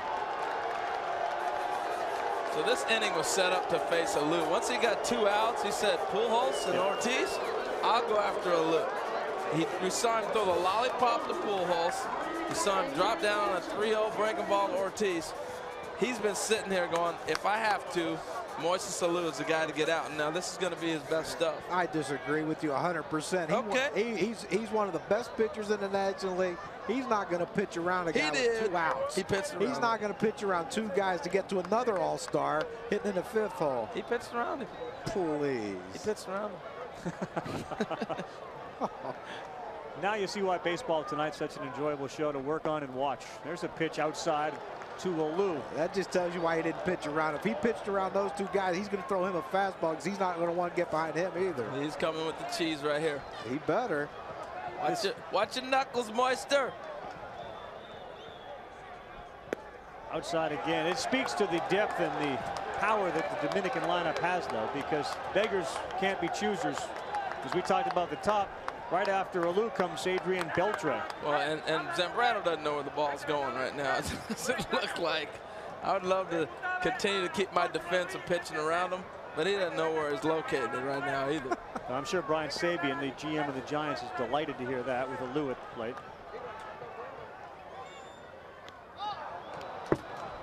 Hung one that Moister couldn't stay off of. He's inventing stuff. That's a 2-0 sidearm curveball. You think his arm's in shape? Woo, yeah. You know, Dusty's jumping up and down right now. I'm sure Larry Rothschild's doing cartwheels too.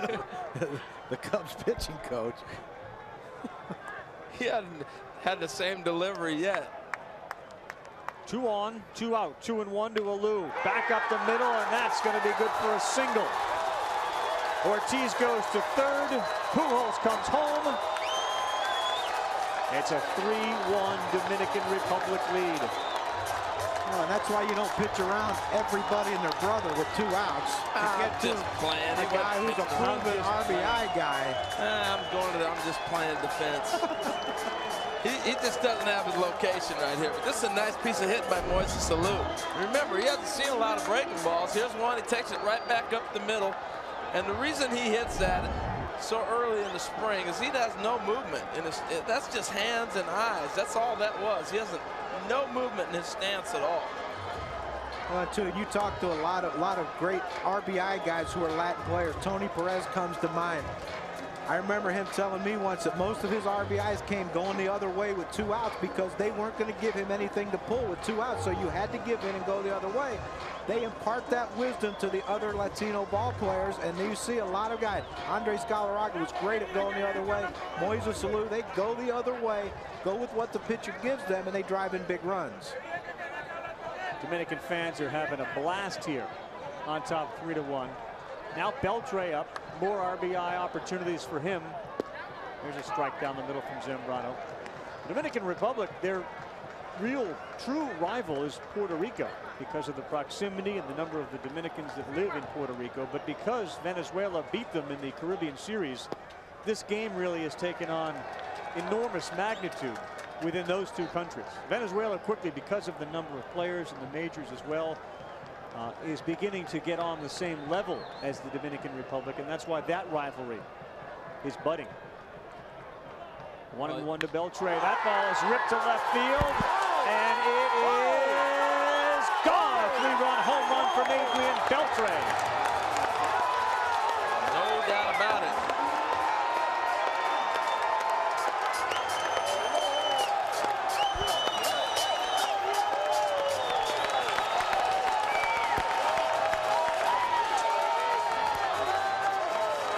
Big hug from Big Papi at home plate, as well as Moises Alou, and Carlos Zambrano came in here to keep things under control.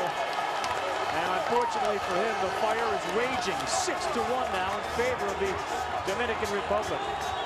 Well, it looked as if, too, they practiced that handshake. Did you see David Ortiz? And they're back throwing pitches right away. Encarnacion with a single up the middle under the glove of Omar Vizquel. If you could take a timeout, they probably should do it. Well, they would like to. You know, you look at Zambrano's inning, he hasn't had a chance to get himself into a good rhythm. Therefore, he hasn't delivered a whole lot of consistent pitches around the strike zone. There's no doubt about this ball. They all knew it the minute he hit it. How many times do you see Albert Pujols hop over the top railing of the fence? Never in a spring training game. Never. 27 pitches in the inning for Zambrano. I'll tell you what, you have to be excited in Seattle the way Beltre has swung the bat in this game, perhaps as well as anyone, and maybe better than anyone. You do. You have to be concerned if you're the Chicago Cubs, because Carlos Zambrano, no one's hit his fastball yet. They have not hit his fastball. Everyone's hitting breaking balls, and he continues to throw it. Alberto Castillo ahead in the count, 1-0. That one's back up the middle. Vizquel, quick flip, and the inning is over. But big time damage done by the Dominican Republic. Home runs, certainly the order of the day. Ortiz in the second, Beltre here in the 5th. We're midway through, and it is 6-1. The Dominican Republic on top of Venezuela.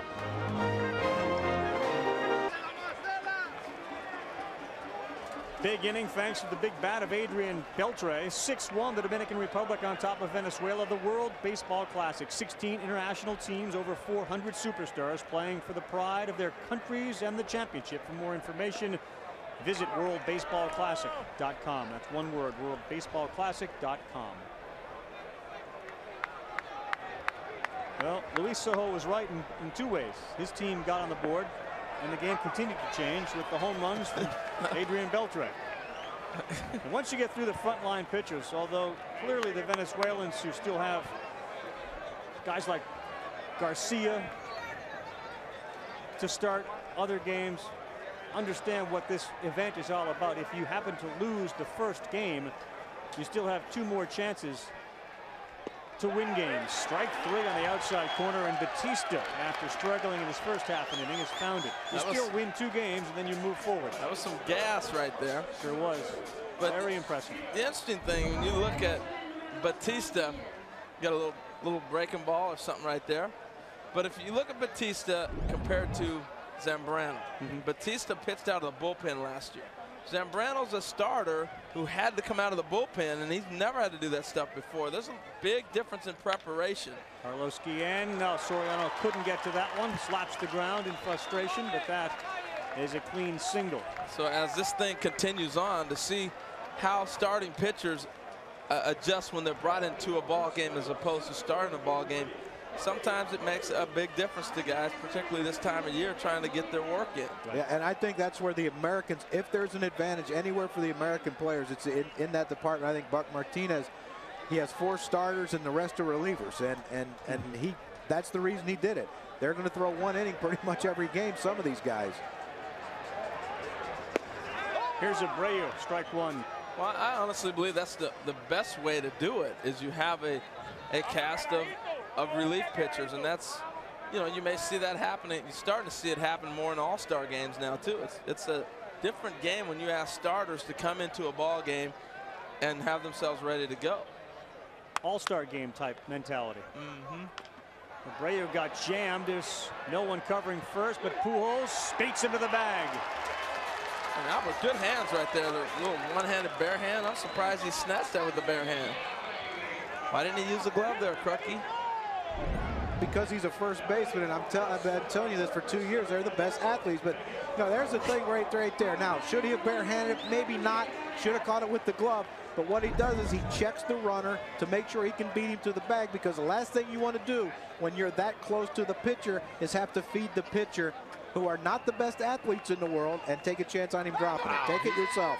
He's elevating the first baseman and crushing the pitchers. I didn't crush the pitcher. You know as well as I do, Harold. If you don't have to throw it to a pitcher, you don't. No, you don't. We've seen a number of bad transactions when it comes to throwing a ball over to a pitcher over the years.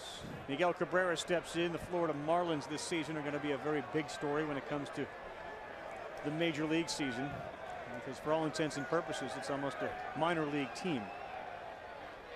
But that's for another day. The major league player on that staff is clearly Cabrera, and he has left the building.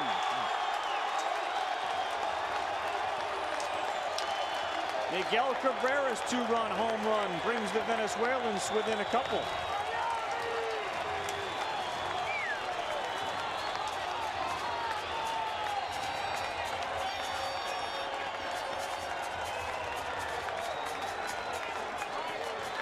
.6-3 now. I told Miguel before the game, you got to perform in this thing. This might be the only games you win all year. Now just busting on the Marlins. Hey, you know. But let me tell you something about this kid. He's 22 years old, and he's hitting 4th in this tournament for the Venezuelan team. That is an impressive human being. That says it all right there. I'll tell you this, too. The ball is flying in this ballpark. I don't think Moises Alou thought that was going to reach him in left field originally. Well, he knew he got it. Ramon Hernandez ground ball. Beltre fields and throws over to first. Inning over, but we're seeing the batters catch up to some of the pitchers. Home runs the story so far here in Orlando. The atmosphere second to none, and probably never seen in the United States at a baseball game. I certainly have not seen this many flags representing the countries.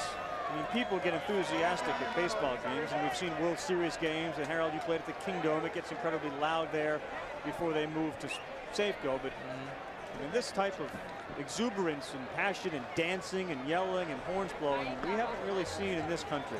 You know, I'm fortunate to get to do the Little League World Series, and you see teams from all over the world represented in different ways. You know, Japan's usually there, and kids from around the world, so you see that a lot. But the section's so small, you're talking about 10 people that have traveled with a team or something like that. Right.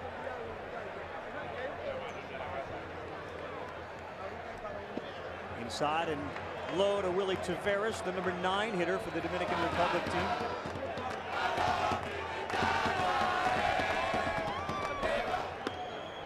Not going to see that at the Pirate Red game sometime in mid-August. Well, I tell kids, everyone who signs a professional contract, a minor league player, if you ever get a chance, if you're ever asked, go to winter ball, even if it's only for 1 year, because you will find out what kind of love and passion there is for this game. A dangerous spot with Willie Taveras on first. So Pool A, Korea and Japan have advanced. Pool B has the United States. They'll take on Mexico in just about 1 hour from now on ESPN2. This is Pool D play. The Dominican Republic against Venezuela, and Pool C has Puerto Rico, Panama, Cuba, and the Netherlands. Again, Korea and Japan have already moved forward. You need to win 2 games to advance to round 2. Strike to Soriano. So Zambrano did not want to put Taveras on here. You just got within 3. You get speed now, and you go into the teeth of the order. Soriano, Tejada, Pujols, and David Ortiz. And you wonder, you know, guys are throwing, getting their throwing in and all that out of a bullpen, but how many do you throw out of a stretch? You know, and Zambrano's been in the stretch now almost all last inning, and he walks the first guy this inning. He's back throwing out of the stretch again. And a lot of times it's a matter of finding your mechanics and getting yourself into a good rhythm. He hasn't been able to do that yet. Soriano flew to left and flew to right in his first 2 at-bats. Checks his swing, and it's called the strike. You know, Crucky, you know, the one thing that everybody keeps talking about, the flags, the passion, all that, but the thing I got from winter ball was I learned how to play baseball. Situations, I got a lot of at-bats, but I also had, you know, the pressure of performing in front of a crowd, but I learned how to bunt in a certain situation. I learned when I should steal.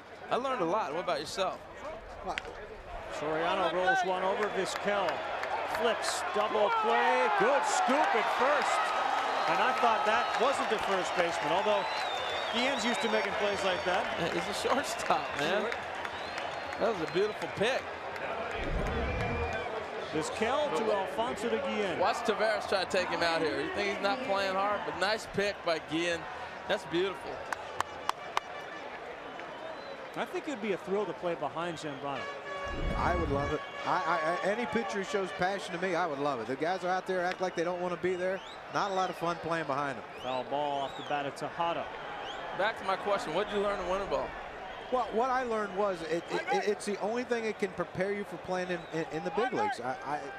Again, I learned more from the Mexican players I played with on situations, on strategy. I mean, you know, there's only a certain amount of time you can learn that in minor league spring training when you have, you know, what, 200 or 300 guys in minor league camp, or however many there are. You don't get that one-on-one instruction in winter ball. These guys, Latin players, fundamentally are better than American players. I just, you know, you hate to keep bringing it up, but it's the truth, because they've learned from the get-go fundamentals. And then they add their own flair to it. There's that knuckler from Zambrano to Tejada. I think the other thing that players in those countries learn, Manny Acta, the manager for the Dominican Republic, told me this morning, they don't have the Lakers, they don't have football, they have baseball. And how they learn to play baseball is so different than how kids in this country learn to play baseball. I mean, you're talking broomsticks, and you're talking, they throw a license plate up behind a plate, which isn't a plate at all, and if you hit the license plate, it's a strike. Well, I think it's very similar to World Cup soccer. You know, people get excited about soccer in countries that you go, soccer? In America, we're still trying to figure out, and we've been trying to get soccer ingrained in our country for 20-some years. It just is not to that level as it is in other countries. Carlos Zambrano finds himself in a full count with 2 outs to Miguel Tejada. Victor Zambrano warms up in the bullpen for the Venezuelans.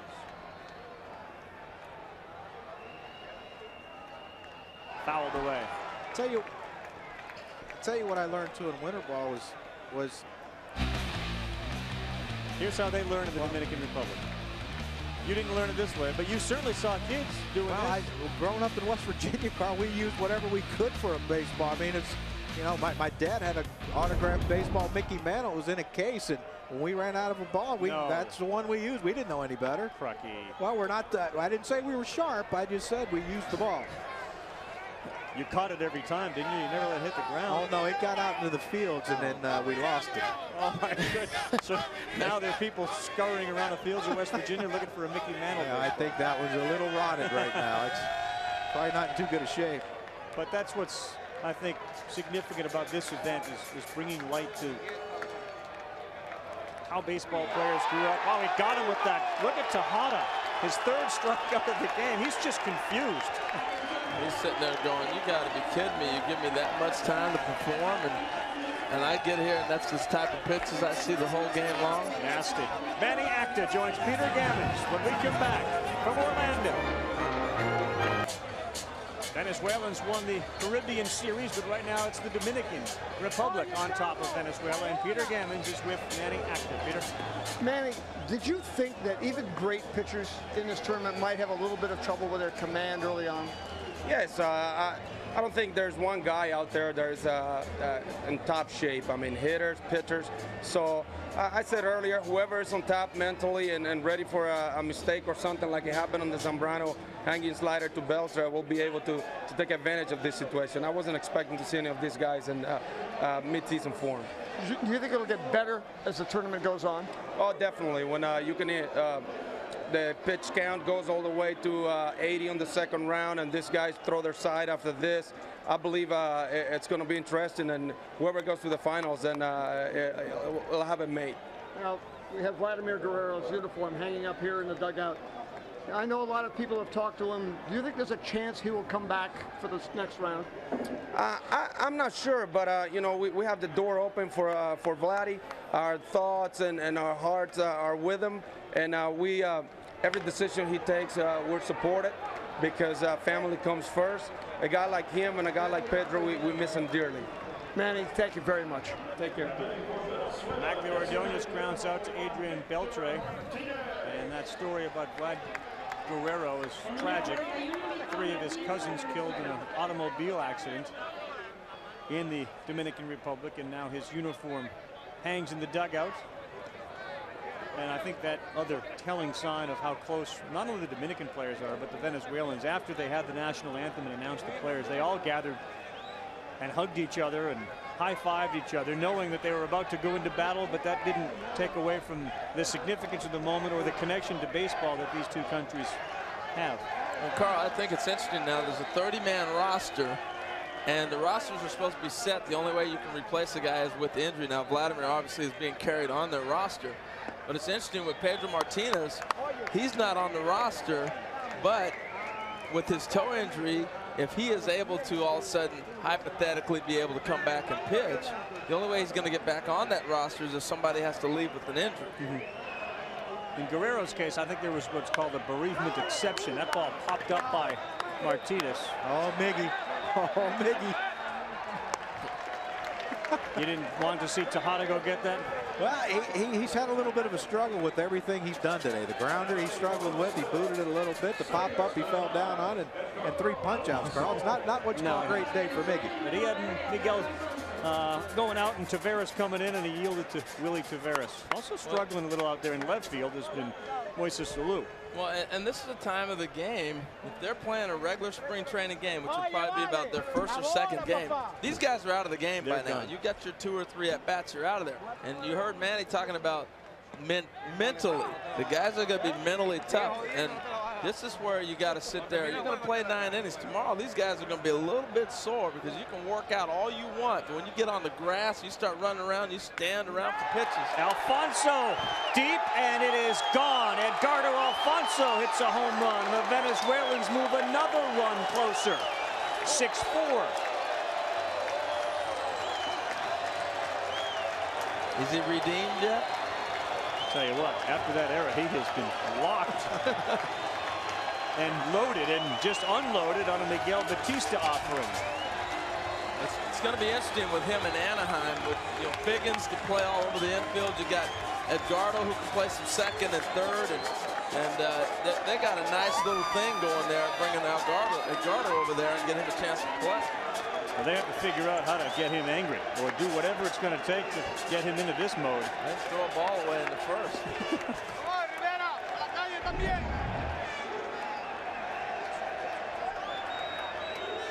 That's what we talk about, Carl. It is March 7th, and hitters aren't sharp, and neither are pitchers, but most hitters are going to hit a hanging break ball. It stays in the inner half. Well, Edgardo Alfonso went down and played a full season of winter ball.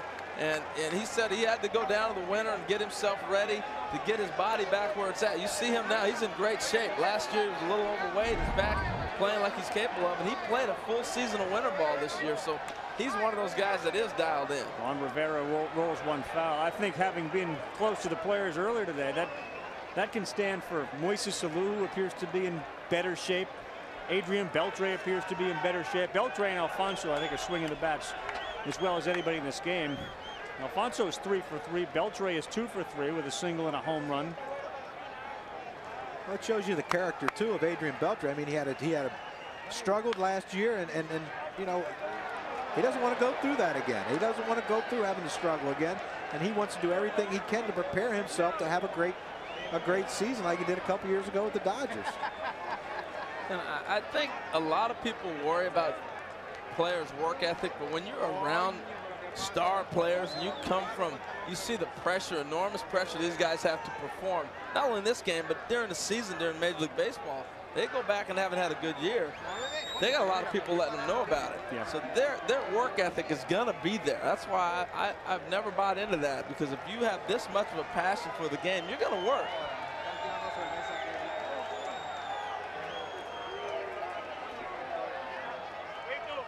Rivera strikes out. 2 home runs all of last season for Edgardo Alfonso. 1 already in the World Baseball Classic. ESPN's telecast of the World Baseball Classic, presented by Taco Bell, is brought to you by Singular, raising the bar, and Vault, drinks like a soda, kicks like an energy drink. Vault, get to it. We're back, and this has very much been an experience. The game itself has also gotten closer as we've seen the Venezuelan team score 1 run in the 4th, 2 in the 5th, 1 more in the 6th. And it is now 6-4, the meat of the Dominican Republic batting order. Pujols, Ortiz, and Alou playing in front of a standing room only crowd of 10,645, and the new pitcher's Victor Zambrano. That ball's away in the dirt. Is there a better 3, 4, and 5 in baseball? No.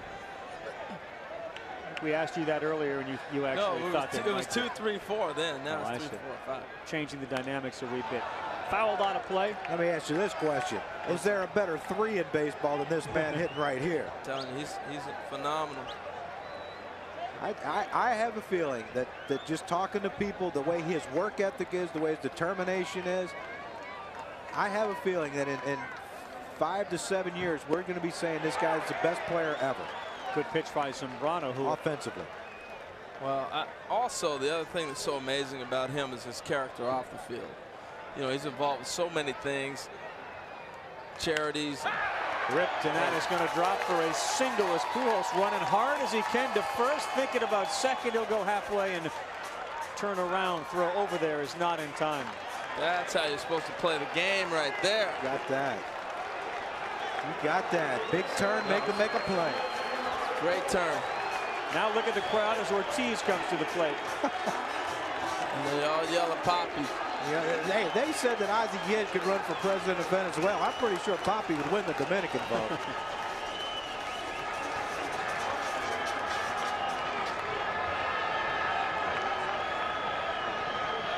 They don't plan on sitting down.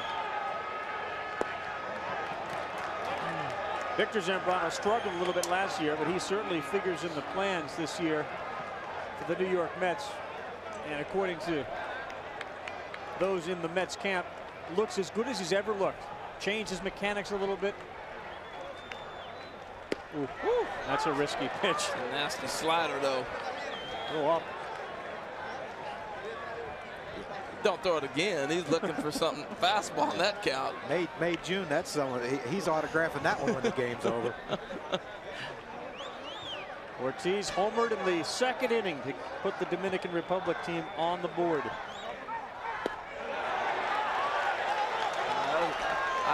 I honestly think that ball might have missed the zone because he's so dialed in up there. He thought it did. He thought it missed the zone, too. Oh, great movement. Watch Big Poppy's front hip, how it's flying out a little bit. He's cheating to get the stuff, too, because he knows his timing's not right. And that outside pitch does look a little farther than normal. This is trouble. Inside.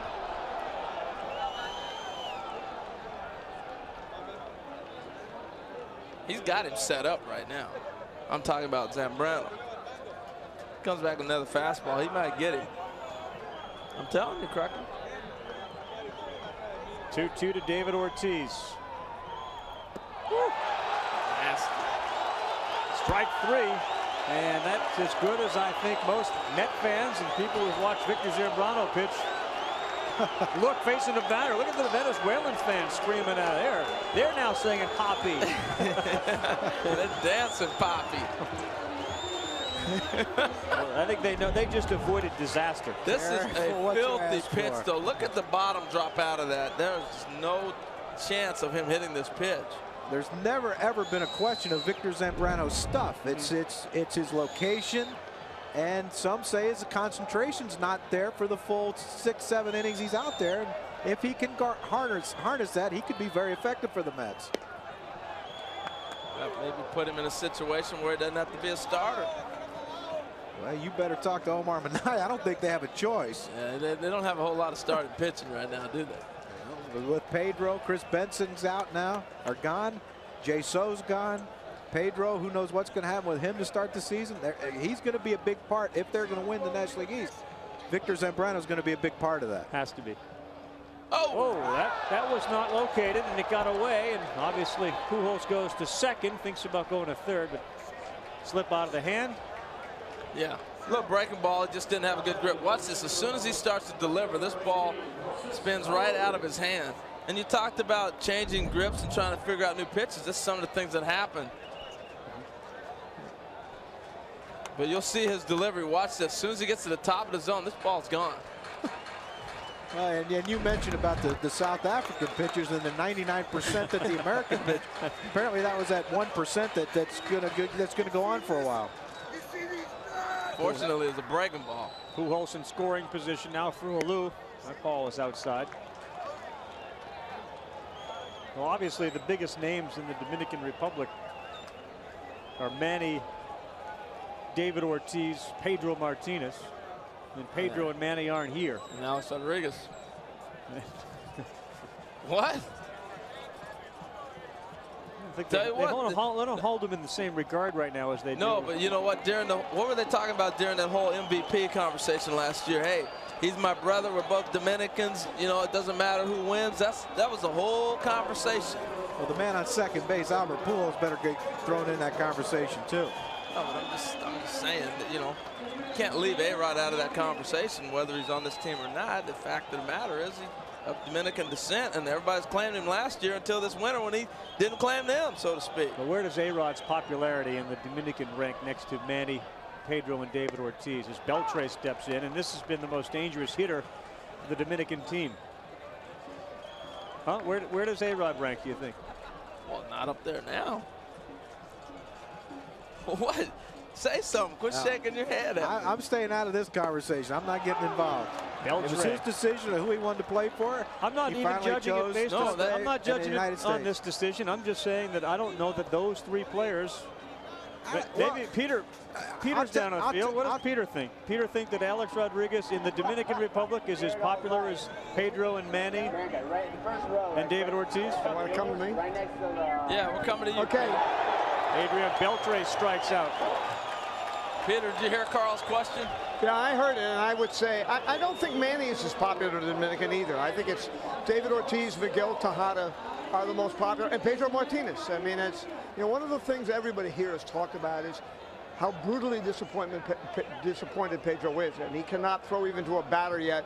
I mean, he is probably the #1 figure, the face of Dominican baseball, for all he's done socially for other people, and I would say those are the three most popular players in the Dominican.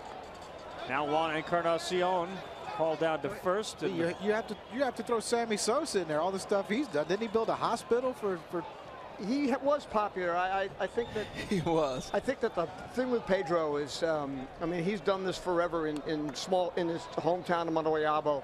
I mean, 2 churches, a school, a daycare center, a recreation area, a hospital, and now he's gotten together with the government to build houses for poor people. I mean, Pedro's almost like it's almost like a missionary in terms of wanting to do the right thing for his country, and that's why he is. I think he's still the most popular player there. Encarnacion lifts one that deep to left field, but this time it'll stay in the yard. No runs across. First 0 in a while, and it is 6-4 as we go to the bottom of the 7th. Welcome back, everyone. A perfect day for baseball. This is ESPN's coverage of the World Baseball Classic. It's presented by Taco Bell. Disney's Wide World of Sports. The venue sold out, over 10,500 on hand to watch the first of the Pool D games. 16 teams trying to advance to San Diego for the finals, which will be seen on ESPN as well as ESPN Deportes. All 39 games being seen on ESPN Deportes. New pitcher for the Dominican Republic. It's the lefty, Damaso Marte. He'll face Omar Vizquel to start and throw him a strike. Well, I like this guy, Marte. What do you like about him? I love his breaking ball. When you can bring him in, now if he can get to the point where he can really see that breaking ball right there, wow. But matching him a lefty late in the game to be able to throw like he does, if he gets the consistency that they were hoping he would have in Chicago, this guy is going to be tough to hit. World Series winner with the White Sox last year, part of that very effective bullpen, which was anchored by Bobby Jenks at the end. But certainly Marte was very, very effective. He actually got the win in Game 3 of the 05 World Series. Yeah, I don't know why they soured on him. He towards the end of the year, he struggled a little bit late, but I think that happens sometimes with young pitchers. Vizquel, good piece of hitting down the line in right. Fair ball and extra bases for Vizquel. Second base with a double. He had a single to lead the game off in the first. And Vizquel is now 3 for 4 in the game. And you can see why in the postseason these guys play so well. Game summary is also presented by Taco Bell. It has been really more about the power hitters than it has been about the guys slapping the ball around and getting on base with singles and doubles. Home runs have been the story. And we'll recap the game to this point in just a second. Well, you know, Carl, the interesting thing is you wonder why a lot of these guys perform so well in the postseason. You know, when you play in pressure situations, you get used to that. Adrian Beltre's 3-run home run. David Ortiz hit a solo shot in the second. Beltre's came off of Carlos Zambrano. He went 2 2/3 and gave up 4 earned runs. Alfonso hasn't been retired. He's 3 for 3. Tying runs at the plate. It's a nasty pitch. Saw Carlos Guillen hit from the left side, and now with the lefty on the mound, switches around to hit from the right. I think this is still one of those situations that you got to try to move the runner over and get this to a 1-run game. Let Bobby Abreu bring him in and get to a 1-run game, and then take your chances with the rest of the Dominican pitchers. After Abreu, it's Miguel Cabrera. He's homered in this game. Woo. Strike 3, and down goes the number 2 hitter, Carlos Guillen. Up comes Bobby Abreu. You're right, Crucky. That's a huge strikeout. I was watching Vizquel. It looked like he was even thinking about stealing third. He understood the importance of trying to get to third base in that situation, but that's a tough pitch to catch up to, and that's a huge strikeout. Now Abreu, the right fielder for the Philadelphia Phillies.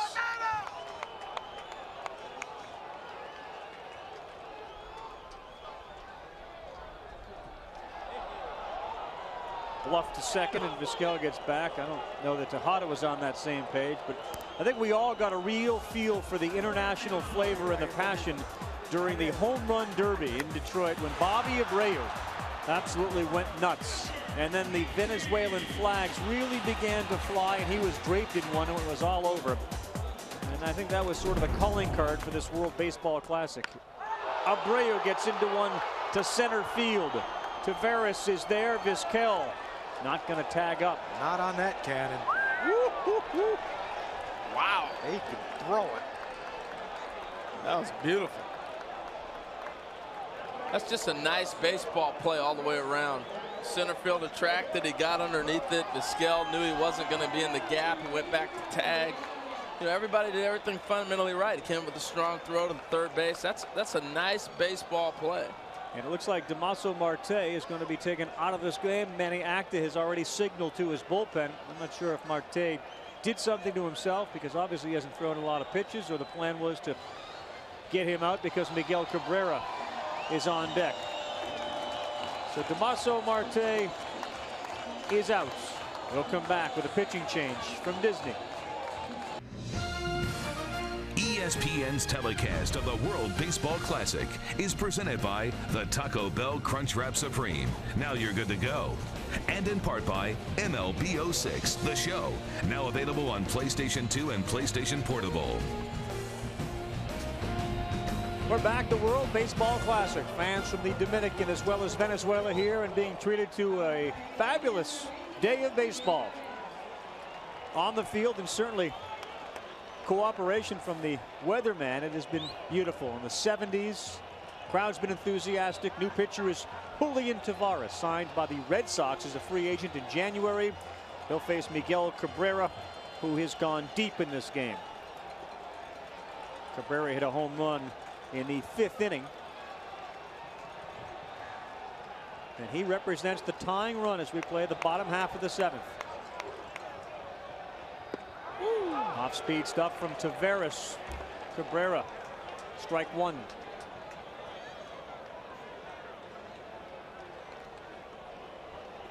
Taveras was with the Cardinals in 04 and 05. He was very good when it came to keeping the inherited runners from scoring. The 0-1 to Cabrera.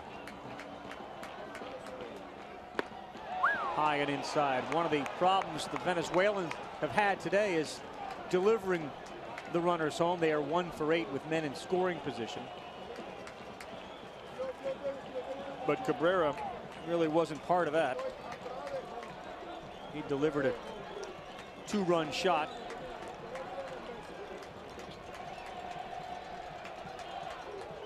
This will be interesting to see how Taveras pitches him. He hasn't tried to go outside at all. You notice he's been living on the inside half, trying to bust him in. Time called. Late call of the time, but time called nonetheless. First base is open, and Ramon Hernandez is on deck. Well, that's kind of how the game has changed a lot, Carl. You know, late in the game, 7th inning on, you usually try to make guys beat you the other way. But so many hitters have so much power the opposite direction now. Yep. That really doesn't come into play anymore. Well, that's why there's so many walks now. You can't just pitch a guy away and hope he hits a fly ball to right field. Now you just walk him. Another well-hit ball off the bat of Cabrera to the gap and over the wall. I don't know. Off the wall, not signaled a home run. The 5th run comes across in the form of Vizquel.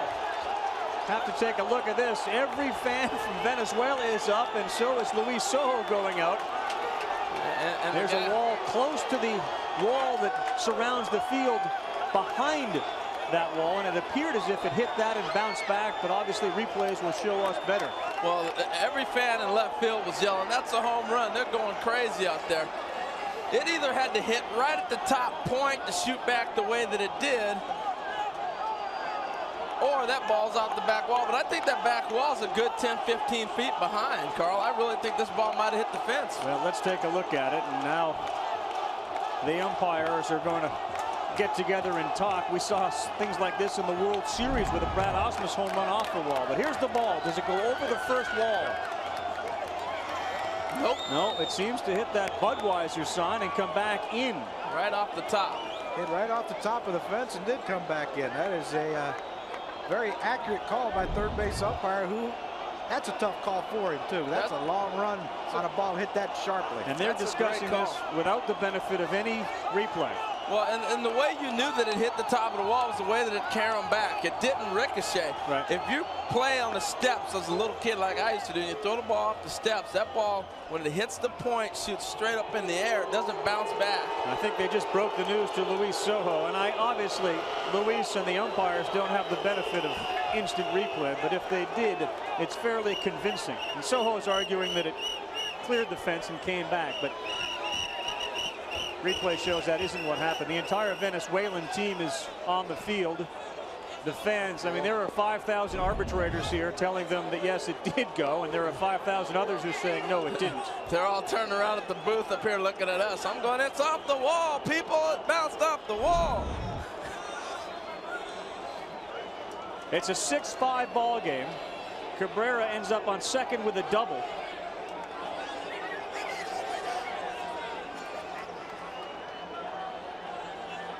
Take a look at the bench, who saw that ball go off the wall. They too thought it was a home run. To the umpire's credit, there was no signal whatsoever that it was a home run. No. You see Miguel Cabrera running around the bases, and he's circling like it's a home run. He's got the fist up. As he gets closer to second base, he's giving the circle. You know, that's a home run, but. Now this ball, I mean, it's the way it caroms back. You can clearly tell it's off the wall. That's a great call. I mean, that's incredible that he even got that thing right. But I think what you said, Harold, that wall that sits behind the interior wall is about 10 or 15 feet. There's a good look at it. Yeah, it's not right up against it. And it would probably disappear as Tavares got in on the hands of Hernandez and he got hit. Or did he? He's going to first. Julian Tavares' frustrations continue. Yeah, this isn't important, is it? You see Luis Sojo running out. Now Manny Acta's running out. I mean, this is big. This is huge. What part? The injury part, or the fact that Tavares is losing control? Well, if this is a spring training game, I guarantee the manager of the team with the home run thought was a home run wouldn't run out. Manny Acta wouldn't run out right now if he thought his guy didn't get hit by a pitch, or if the man didn't get hit by a pitch. This is big. He got hit, and he got hit in a bad place to get hit. But again, you know, we've watched it with a few of the pitchers today, trying to locate on the inside half. It has not been there, and you talked about that with Abreu getting knocked off the plate on certain pitches. And these are major leaguers that they make a living pitching inside, and that location's going to come. They're going to continue to stay in there. The thing you worry about is the guys that are not at that caliber trying to go inside. Julian Tavares has struggled since he's gotten in. Magglio Ordonez is up. There's 2 outs, and the Venezuelans trail by a run. Strike one to Ordonez. Ordonez had some great ABs today. He really looks healthy. Talked with him before the game. He said he's as close to being back to normal as he's ever been. He feels fantastic. And if he stays healthy, he's going to give the Tigers a great production.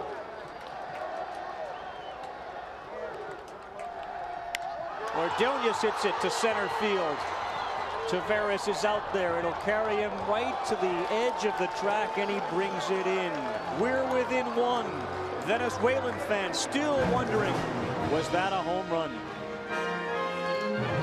Well, it's rare that during a half inning you get asked questions by fans. There have been probably hundreds who've run up here to confirm that in fact was not a home run. And replays, a good job by those in our truck, proved it was not. It was off of the top of the wall, and Cabrera ends up on second base, and it is a 6-5 ball game.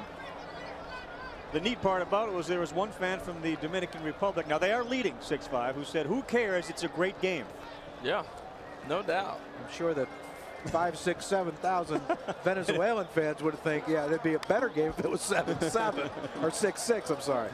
Castillo fouls one back out of play. There was some question coming into whether the players in the field would play 6 innings, 8 innings, 5 innings, and I get the sense that in games 2 and 3 against the other teams in this bracket, that's when these Venezuelan and Dominican players, the regulars, will get their rest.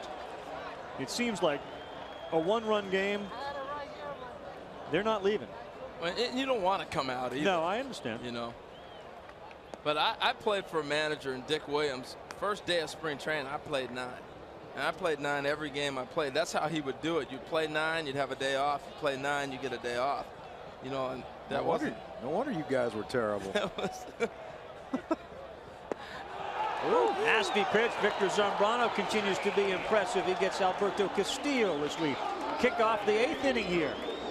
Well, we talked about the other starting pitchers. You know, we saw Zambrano, the other Zambrano, Carlos, struggle as a starter. But you can see Victor Zambrano has come in. He's throwing out of a stretch every time. So he's repeating the same delivery, and he's been a lot more consistent with his pitches. Now he's coming in the windup.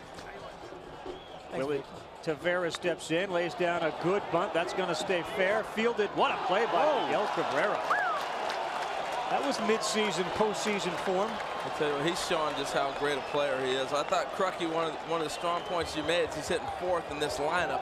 But then to make a play like that, this is beautiful. Bare hand, easy flip. He made a play last week in Baseball Tonight. It was a web gem, diving the other way and making a throw.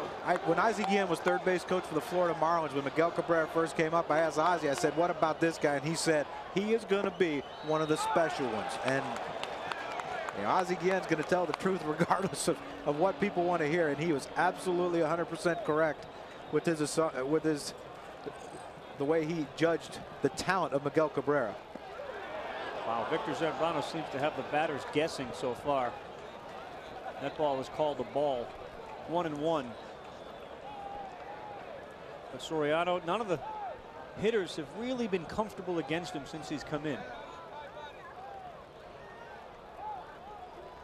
2 outs in the top of the 8th inning. We're here at Disney's Wide World of Sports. First round Pool D game of the World Baseball Classic. 16 teams. The goal is to get to San Diego for the finals March 18th and 20th. Soriano checks. 2-1.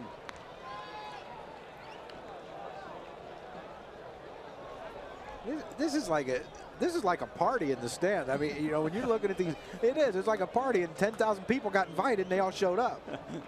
They're having a great time.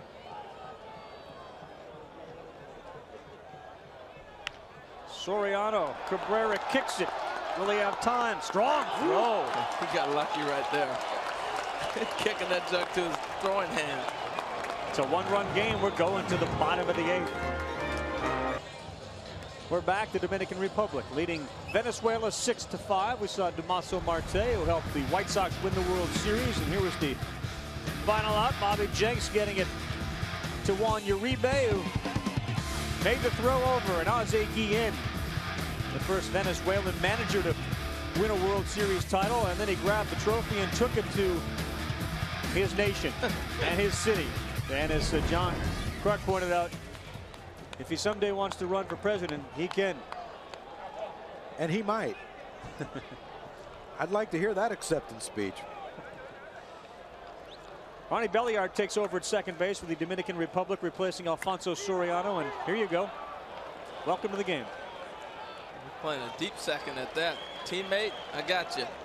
Knowing Ozzie like I know Ozzie, if he wins, that really would be a swearing in. It was interesting, your phone conversation with him yesterday with Ozzie was talking about growing up and playing in Venezuela and living there. Yeah, there's a lot of stories coming out, you know, about Dominican or Venezuelan players being targeted by people, you know, because of their wealth and their fame and everything, for, you know, bad things going to happen to them. And Ozzie discounted the whole thing. He said, here's the thing I will tell you about what happens in Venezuela. He said, I live in Caracas, and he said, when you go to Caracas at 3 or 4 in the morning and you go to a bad place, yeah, you're asking for trouble. He said, but that's like any major city in the United States. He said, if you're in the wrong place, you're going to be in trouble. Alfonso tipped, and what a play. They got him at first. Wow. Uh-oh. Now we have to see if he's hurt. This would be an enormous blow.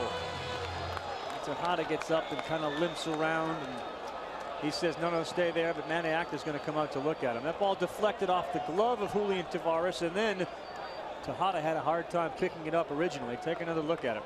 Well, he's going to end up landing awkwardly on his knee, because once this ball bounces off his hand, he tries to make that adjustment. And right there, he throws and falls on his knee. He lands directly on the knee instead of landing. Watch when he lands. He'll throw the ball here, And when he extends, he's going to land straight down on the knee. Nothing stopping that, and that's where that little impact comes from. Tejada, who's married to baseball, I mean, that's his first love. We've seen him play Major League seasons and then Winter League seasons, stretches at shortstop.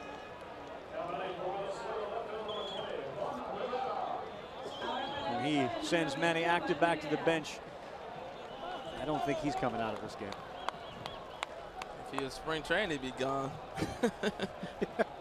The Orioles have been depleted by the World Baseball Classic. 4/5 of their rotation. Their catchers are here. In fact, we saw Hernandez get hit by the pitch, and now Tejada, the shortstop, dancing out there at shortstop, trying to loosen that knee up.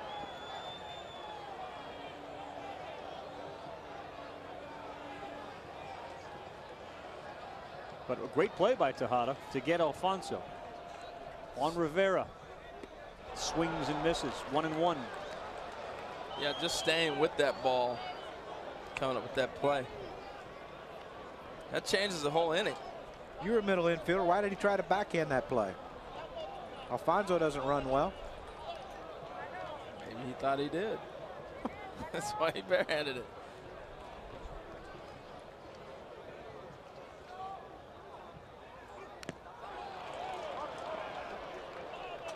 One and two now to Rivera. The Dominican Republics would have loved to have seen Francisco Cordero close games for them. They really don't have a closer, and that's one of the things that Manny Acta is aware of and knows it is a potential problem. He said that perhaps Fernando Rodney, the right-handed pitcher, would close games for him. And if not Fernando Rodney, Duenar Sanchez is down there, Jorge Sosa. But that's certainly something that the Dominican Republic knows may be a problem for them, as opposed to the Venezuelans, who have Francisco Rodriguez down there.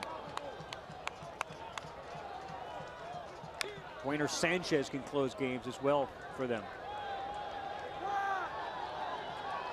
Rivera hanging around here in a 6-5 game. Venezuela found themselves down 2-0 after the second. It was 2-1 through 4, and then a big 4-run outburst by the Dominicans in the 5th made it 6-1. It was 6-3 after the 5th, 6-4 after the 6th, and 6-5 after the 7th. Been pecking away at the relief pitchers of the Dominican Republic. Outside.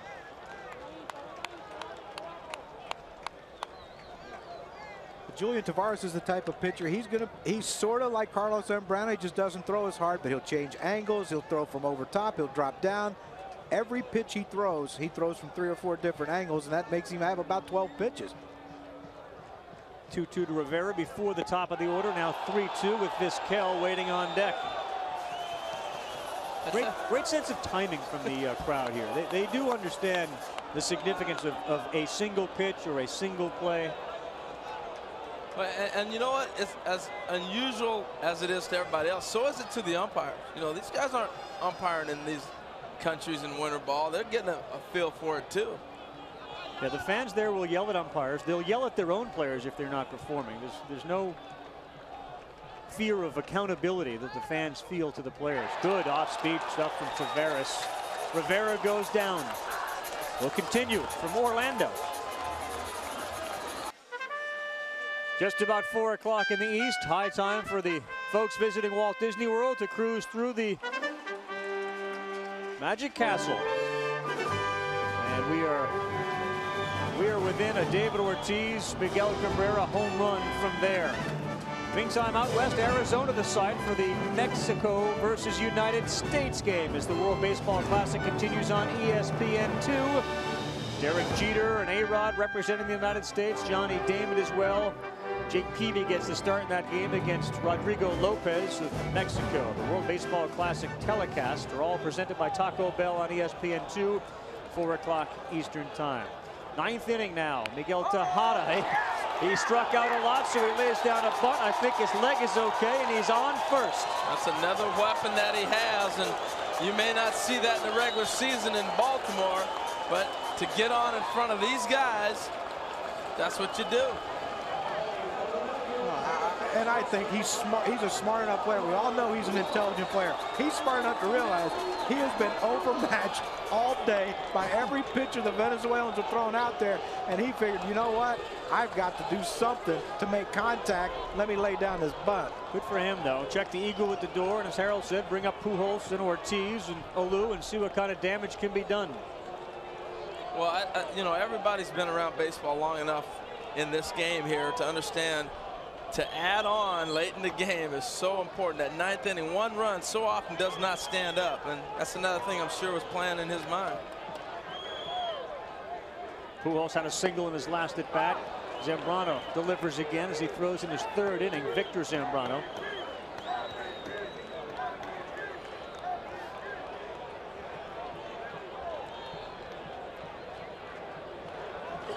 Has it been what you'd hoped it would be? It's been better than I expected. I thought hitting was going to be just non-existent. And when you look at these two teams, Miguel Cabrera, David Ortiz, I mean, these guys, they came here ready to go. And that's something that impresses me, that March 7th, they're ready to play and compete in this tournament. 18 hits in the game, 10 for Venezuela, 8 for the Dominican Republic. It's been a great game. These guys have dialed it up. And all played the whole game with the exception of Soriano at second as Ronnie Belliard came in to replace him. That pitch short hops, and it allows Tejada to get into scoring position. I don't know what Omar told him, but it sure didn't help. He was rolling pretty good till the timeout. Not sure that one made it to the dirt. Well, we've seen two breaking balls. He threw one behind the head of a hitter, and then this one here he hangs on to a little too long, and those are just tough to handle. And again, that's something that you work out in a bullpen session. Albert Pujols can make you throw a bunch of funny pitches, you know? Playing with fire here, though, with Ortiz on deck.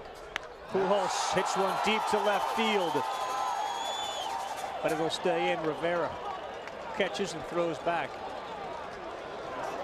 Just missed that thing. Interesting here. Spring training, it's March 7th. This is, you know, what do you do here if you're Luis Sojo? Well, he goes out to the mound and he brings in someone else. He's got a lefty out there. He's going to him. Now, I don't know that a lefty-righty matchup matters too greatly to Ortiz, whose home run in the second came against the best lefty in baseball, right? Johan Santana? No, not anymore. Not anymore. It doesn't matter to David Ortiz. Hot pitching change coming. They're bringing a lefty in from the bullpen. We'll find out who that is when our coverage continues the World Baseball Classic. Miguel Cabrera now watches as Carlos Hernandez takes over, but Cabrera has been involved in the biggest play of this game so far. Came in the 7th inning. Took Julian Tavares deep to left field, and that was never called or ruled a home run. He ends up on second. The entire Venezuelan team came out of the dugout looking for a home run. Had it been a home run, the game would have been tied. Luis Sojo demanded an explanation, and it hit right off the top of that wall where that red sign is. Came back into play. As a result, it is 6-5. The Dominican team on top of Venezuela. You're not going to see a better call all year long. That was an incredible call by the umpire to see that. He didn't get all the way out there next to the fence. There's four umpires working. There's no outfield umpires like you would see in a playoff game. He had to go all the way from his third base position out there to get himself in position to see that ball, and made a tremendous call. Carlos Hernandez, the new pitcher for Venezuela. The first pitch to David Ortiz was a ball. Hernandez played a Triple-A round rock for the Astros organization last year. Another breaking ball. That one drops in over the plate. Missed the entire 2003 season. This is one of those young pitchers they had great hope for. He had surgery on a torn left rotator cuff. He made 21 starts last year through 89 innings. Rookie season, he was 7-5. That was in 2002, and there appeared to be nothing but a high ceiling, and then things sort of got away from him. Got a good-looking hook, too, man. Watch the reaction of David Ortiz on that pitch. He raised his hand like, you know, you just called the last one a strike in the same spot. What's wrong with that one? When the hitter's questioning, you know. Tejada's on second after a bunt single, and then advanced. Ortiz took a big hack at that and pops it back and out of play.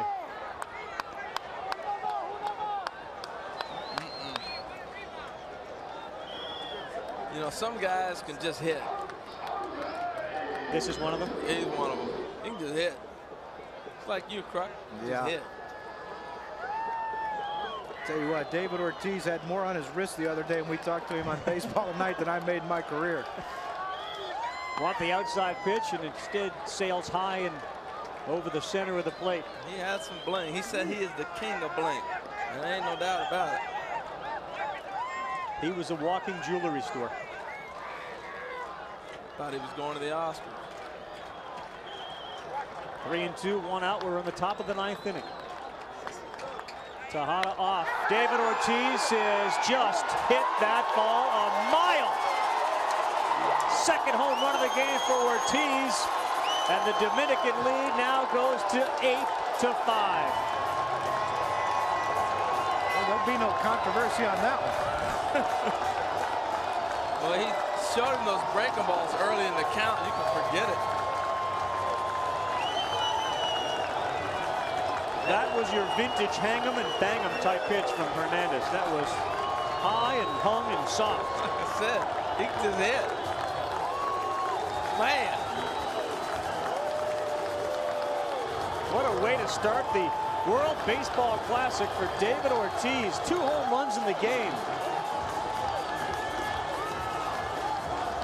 You watch the sequence of pitches. You knew Hernandez, he didn't want to throw David Ortiz a fastball for a strike. So David Ortiz just basically said, you know what?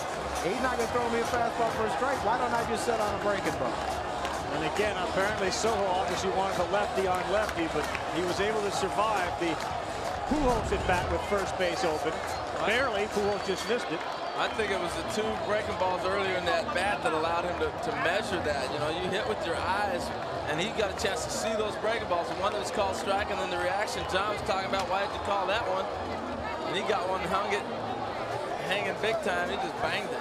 First base open. They pitch to Ortiz, and it comes back to hunt him big time. Did they hear that? The truck down there hit off the wall. Jorge Julio now on to pitch for the Venezuelan team. And you mentioned it, late inning runs. What a difference. 6-5 versus 8-5. Makes Duenar Sanchez, if he's the man who's going to come in to try to close this game for the Dominican Republic, makes his life a lot easier. Well, Tejada's bunt changed this whole inning. You know, it drops down a bunt base hit the first batter, and now you got to figure out how you're going to get through the rest of this lineup. Big difference. He is the biggest presence on the Dominican team, and as we discussed earlier, perhaps the biggest name next to Tejada, or certainly with Tejada and Pedro Martinez in the Dominican Republic. Yes, I'm right here. David Ortiz's second home run of the game. Peter Gammons knows the Dominican Republic as well as anyone who covers baseball in this country. How about David Ortiz's ascension, Peter, through that country and where he is now? Well, I mean, he's gone from, I mean, he was always popular, because I think one of the things that's important about guys like Tejada is he usually always played during the winter. So he played for the Dominican team in the Caribbean World Series. But he's become such a superstar, and he's such a lovable character. To be here in the dugout when he came in, it's so much fun. I mean, everybody loves him. He's always the center of attention on whatever team he is, and it's always all that positive energy. He's an amazing character. Peter, you're not having fun, are you? Oh, it's tremendous. It's just like when I used to always go down to the Dominican in the winter, and Felipe Alou used to let me sit with him in the dugout, what he managed. Good seat for Peter Gammons. Moises Alou jammed on some inside fast ball stuff from Jorge Julio, who has now entered the game.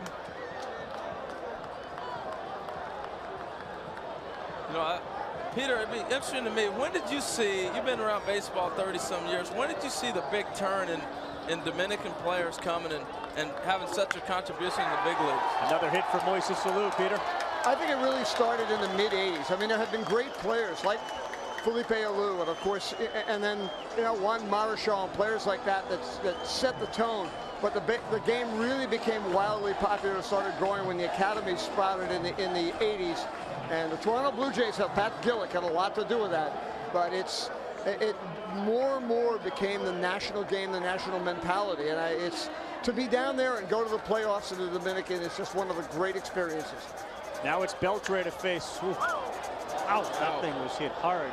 Mercy. Ricocheted off a fence, and thankfully not a person. You look at, and Peter was talking about it, the Dominican All-Stars on the active roster, their number of appearances. This is a formidable, formidable team in this competition. I think in a perfect world, you would see the Dominicans, the Venezuelans, the United States team advance to San Diego to play in the finals. But the names on this Dominican roster as lineups go, would you say equal to or better than, or not as good as the United States? Just the roster, the lineup that you play every day. The everyday lineups are very comparable. I don't know. I mean, you gotta. It's hard to say. Really Ripped into the gap and right off the bat of Beltre. That one is gone as well. Two-run shot for Adrian Beltre, and the Dominican Republic has blown it wide open. Carl, he talked about the few days he spent in Mariner camp working with Jeff Pentland, the hitting coach, and how they tried to change his stance. He got too over his body and was closing himself off, and he just was not having the sock that we'd seen the year before in L.A. I think the young man's made a great adjustment. He's back. He has looked so good at the plate today. His second home run. He and Ortiz, 2 home runs apiece. And he looks physically like he's lost a little weight. Boy, has he been impressive at the plate. 10-5 in favor of the Dominican Republic. Oh, crazy in here. Juan Encarnacion is now up.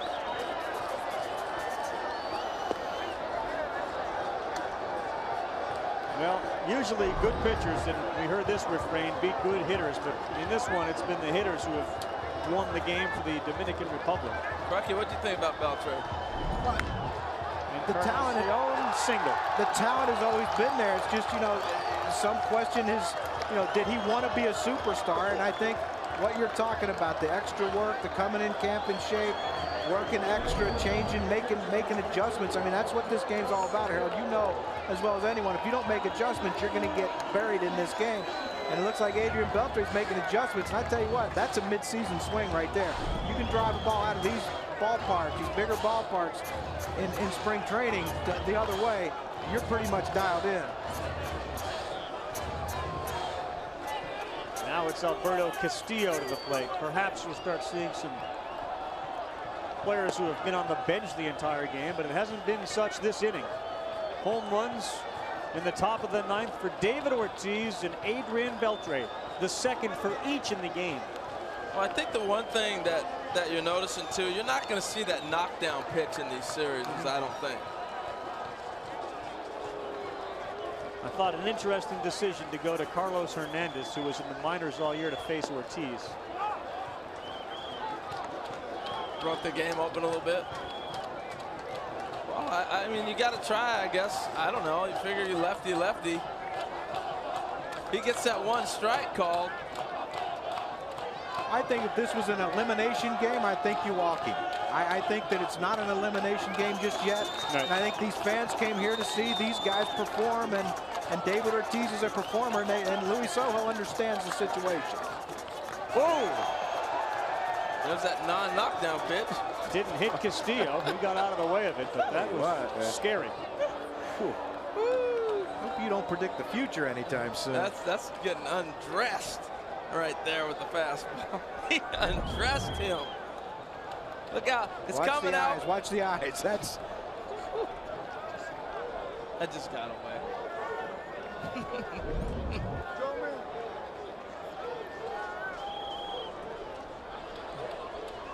It was just a matter. You knew somebody was going to have to knock somebody off the plate eventually. Another one inside. Castillo, I think, was backing up before the pitch was thrown. Yeah, he was. Yeah, and you saw Hernandez, the catcher, Ramon Hernandez, setting up outside, and Julio. It's just you know, hey, hitters are strong. Hitters can struggle. Pitchers can struggle, and he's struggling right now. 3-1 in the game that's been blown open by the Dominican Republic. Castillo was backing out of that one too. He didn't want anything to do with it. Nobody. You look down the third base side, the entire Dominican team is standing, and then if you just move above the Dominican team. Every one of the fans wearing the red, white, and blue of the Dominican. Well, they were dancing on the dugout. They're standing too. It's ball 4, and Jorge Julio's having a real hard time. Luis Sojo may have to go back to his bullpen. And this is sort of the rust and the early spring inexperience that you guys both talked about is being a real part of this game. Well, and the other thing you have to do with Jorge Julio here is you have to let him pitch. You know, he's got to get his work in, and he's got to get ready for a 162-game season. It's one of the things that he's just going to have to battle in this atmosphere to get his work done, get another out or two, and get out of there. Mexico and the United States of America, they're underway in a first-round Pool B game at the bottom of the first. Jake Peavy and Rodrigo Lopez 0-0. And you can see that game on ESPN2. Taveras comes up hacking away and fouls it off. Reminder, all games could be seen on ESPN Deportes, all 39 of these games. And obviously ESPN.com, SportsCenter, baseball tonight. And the mobile phone, ESPN Mobile, will have all the relevant information. Good pitch there to get Taveras swinging, now 0-2. Hasn't been Jorge Julio's best outing, and of course the New York Mets have Julio on their team now. Prior to the last couple of pitches, in 13 he had given up 2 singles, a home run, a walk, and a wild pitch. Heat to Taveras, that one has popped up. There's your infield fly rule, Harold. Yes, indeed. They got underneath that one with no problem at all. 2 men down. I didn't hear you screaming infield fly, infield fly. I was wondering if you were. Well, I was watching Edgardo Alfonso to see if he even saw the ball. You know, both these guys had to play with their shades on, and Guillen ended up catching that ball.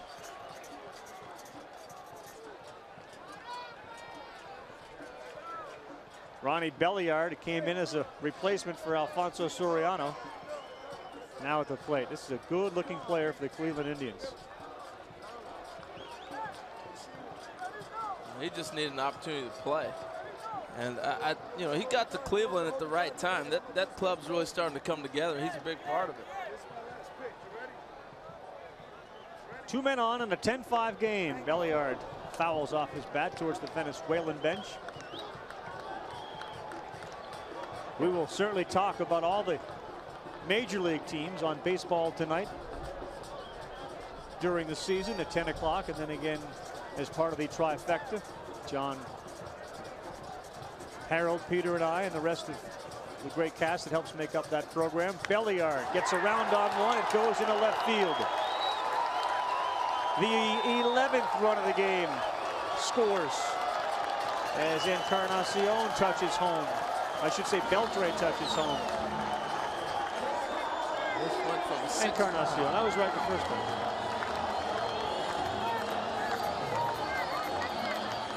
Look at the Dominican fans. This is you mentioned party. This is bigger than that. Mardi Gras come baseball.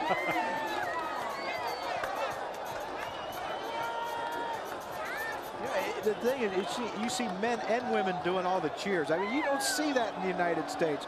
You don't see that love of the game that these fans have. I mean, they live through this stuff. You know, Tejada, inning over, but wow, what an inning it was. Cause for celebration. The Dominican fans will certainly stay standing through the bottom half of the 9th inning. The Dominicans now up 11-5.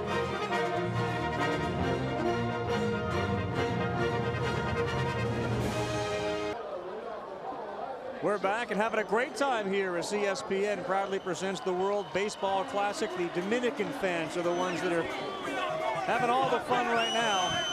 5 runs in the top of the 9th inning. Give them an 11-5 advantage. Duenar Sanchez in to seal the deal. Not a closed situation for the Dominican Republic, but certainly they'd like to see someone sort of establish himself as the guy they can go to end games. He faces Omar Vizquel. Vizquel himself having a very good game, been on base 3 times. 2 singles and a double.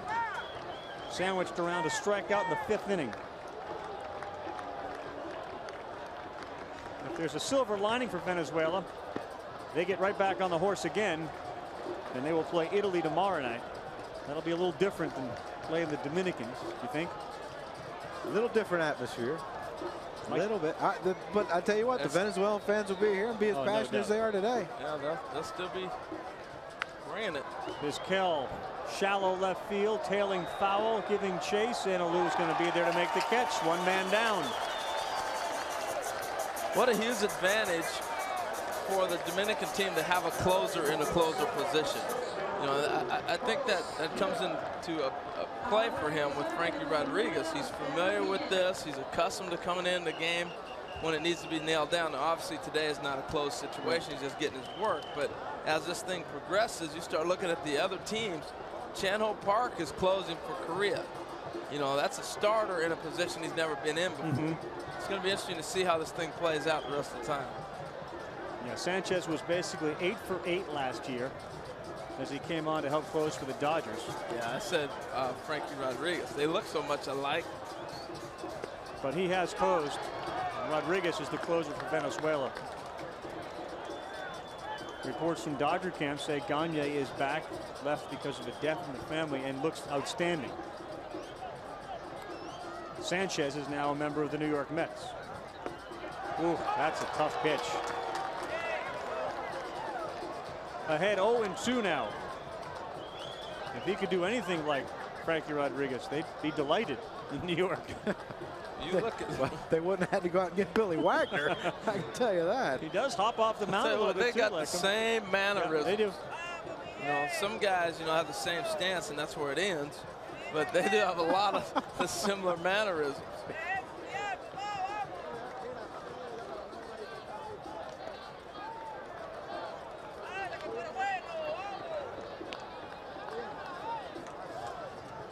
They haven't had the same results, but again, he wasn't a full-time closer. Last year, Rodriguez for the Angels saved 45 games.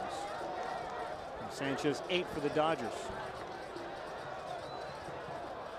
Carlos Guillen pops that one up. Taveras is there. 2 men down. Down to the final out, Bobby Abreu steps in. And the Dominican fans begin to merengue and salsa and dance and wave the flags. And I don't get the sense that the celebration ends at the final out. No. That's why we're not catching those flights. They're going to be out there dancing in the street. It'll be a celebration for the rest of the day. Right. Don't forget the and USA. Some will celebrate until they play again. USA and Mexico on ESPN2 right now. Strike 1 to Abreu. You see Castillo throw the ball back to him. Oh my goodness. Came in at 90, went back at 89.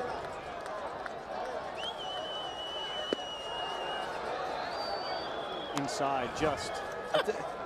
That was 96. But the thing you notice about this is in the United States, if this game was the Americans were losing 11-5, there would be no one here. No. Yeah. The Venezuelan fans are still here. They sure are, and we're down to the last strike potentially as Dwaynar Sanchez is ahead of Bobby Abreu.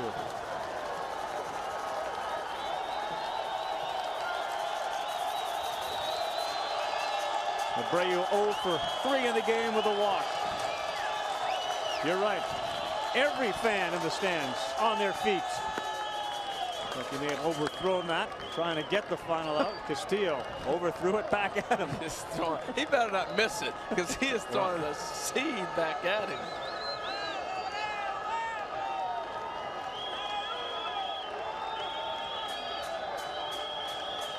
The 2-2 to Abreu.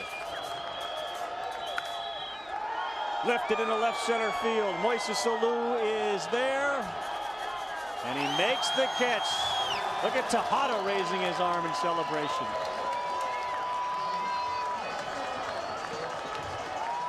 Well, we talked about before, you play any type of all-star competition, you're going to love playing in that atmosphere as an athlete. And, this doesn't erase the Caribbean World Series outcome, but you can tell they wanted to win this game.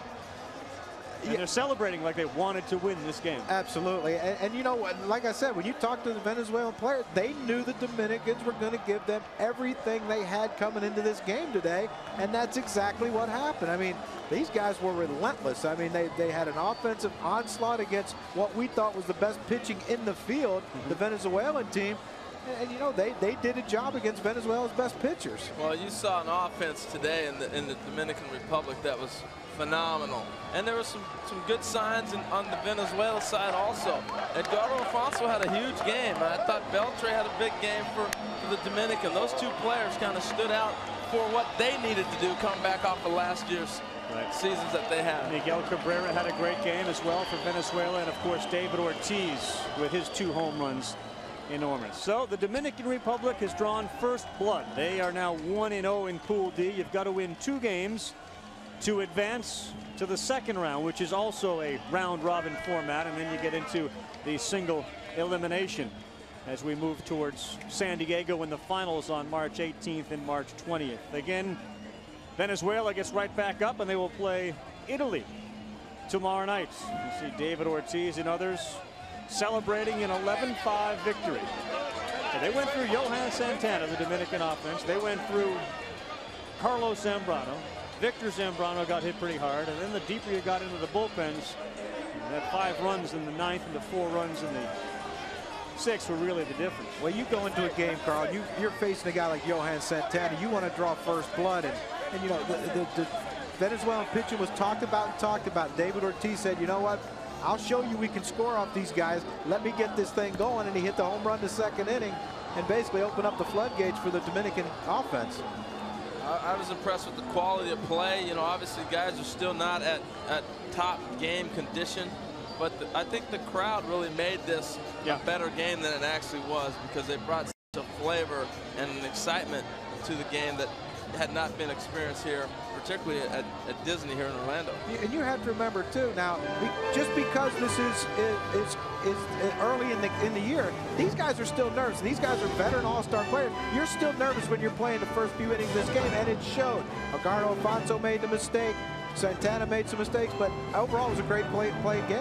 It was fabulous. Thanks for watching ESPN's coverage of the World Baseball Classic. The heroes will continue to be on display, ESPN and ESPN2. For Harold Reynolds, John Kruk, Peter Gammons on the field, and all those who helped make it possible, we're at Disney's Wide World of Sports. The Dominican win the first game 11-5. This is a presentation of ESPN, the worldwide leader in sports. For more, log on to ESPN.com. Stay tuned now for Rome is Burning coming up next, and the United States playing on ESPN2.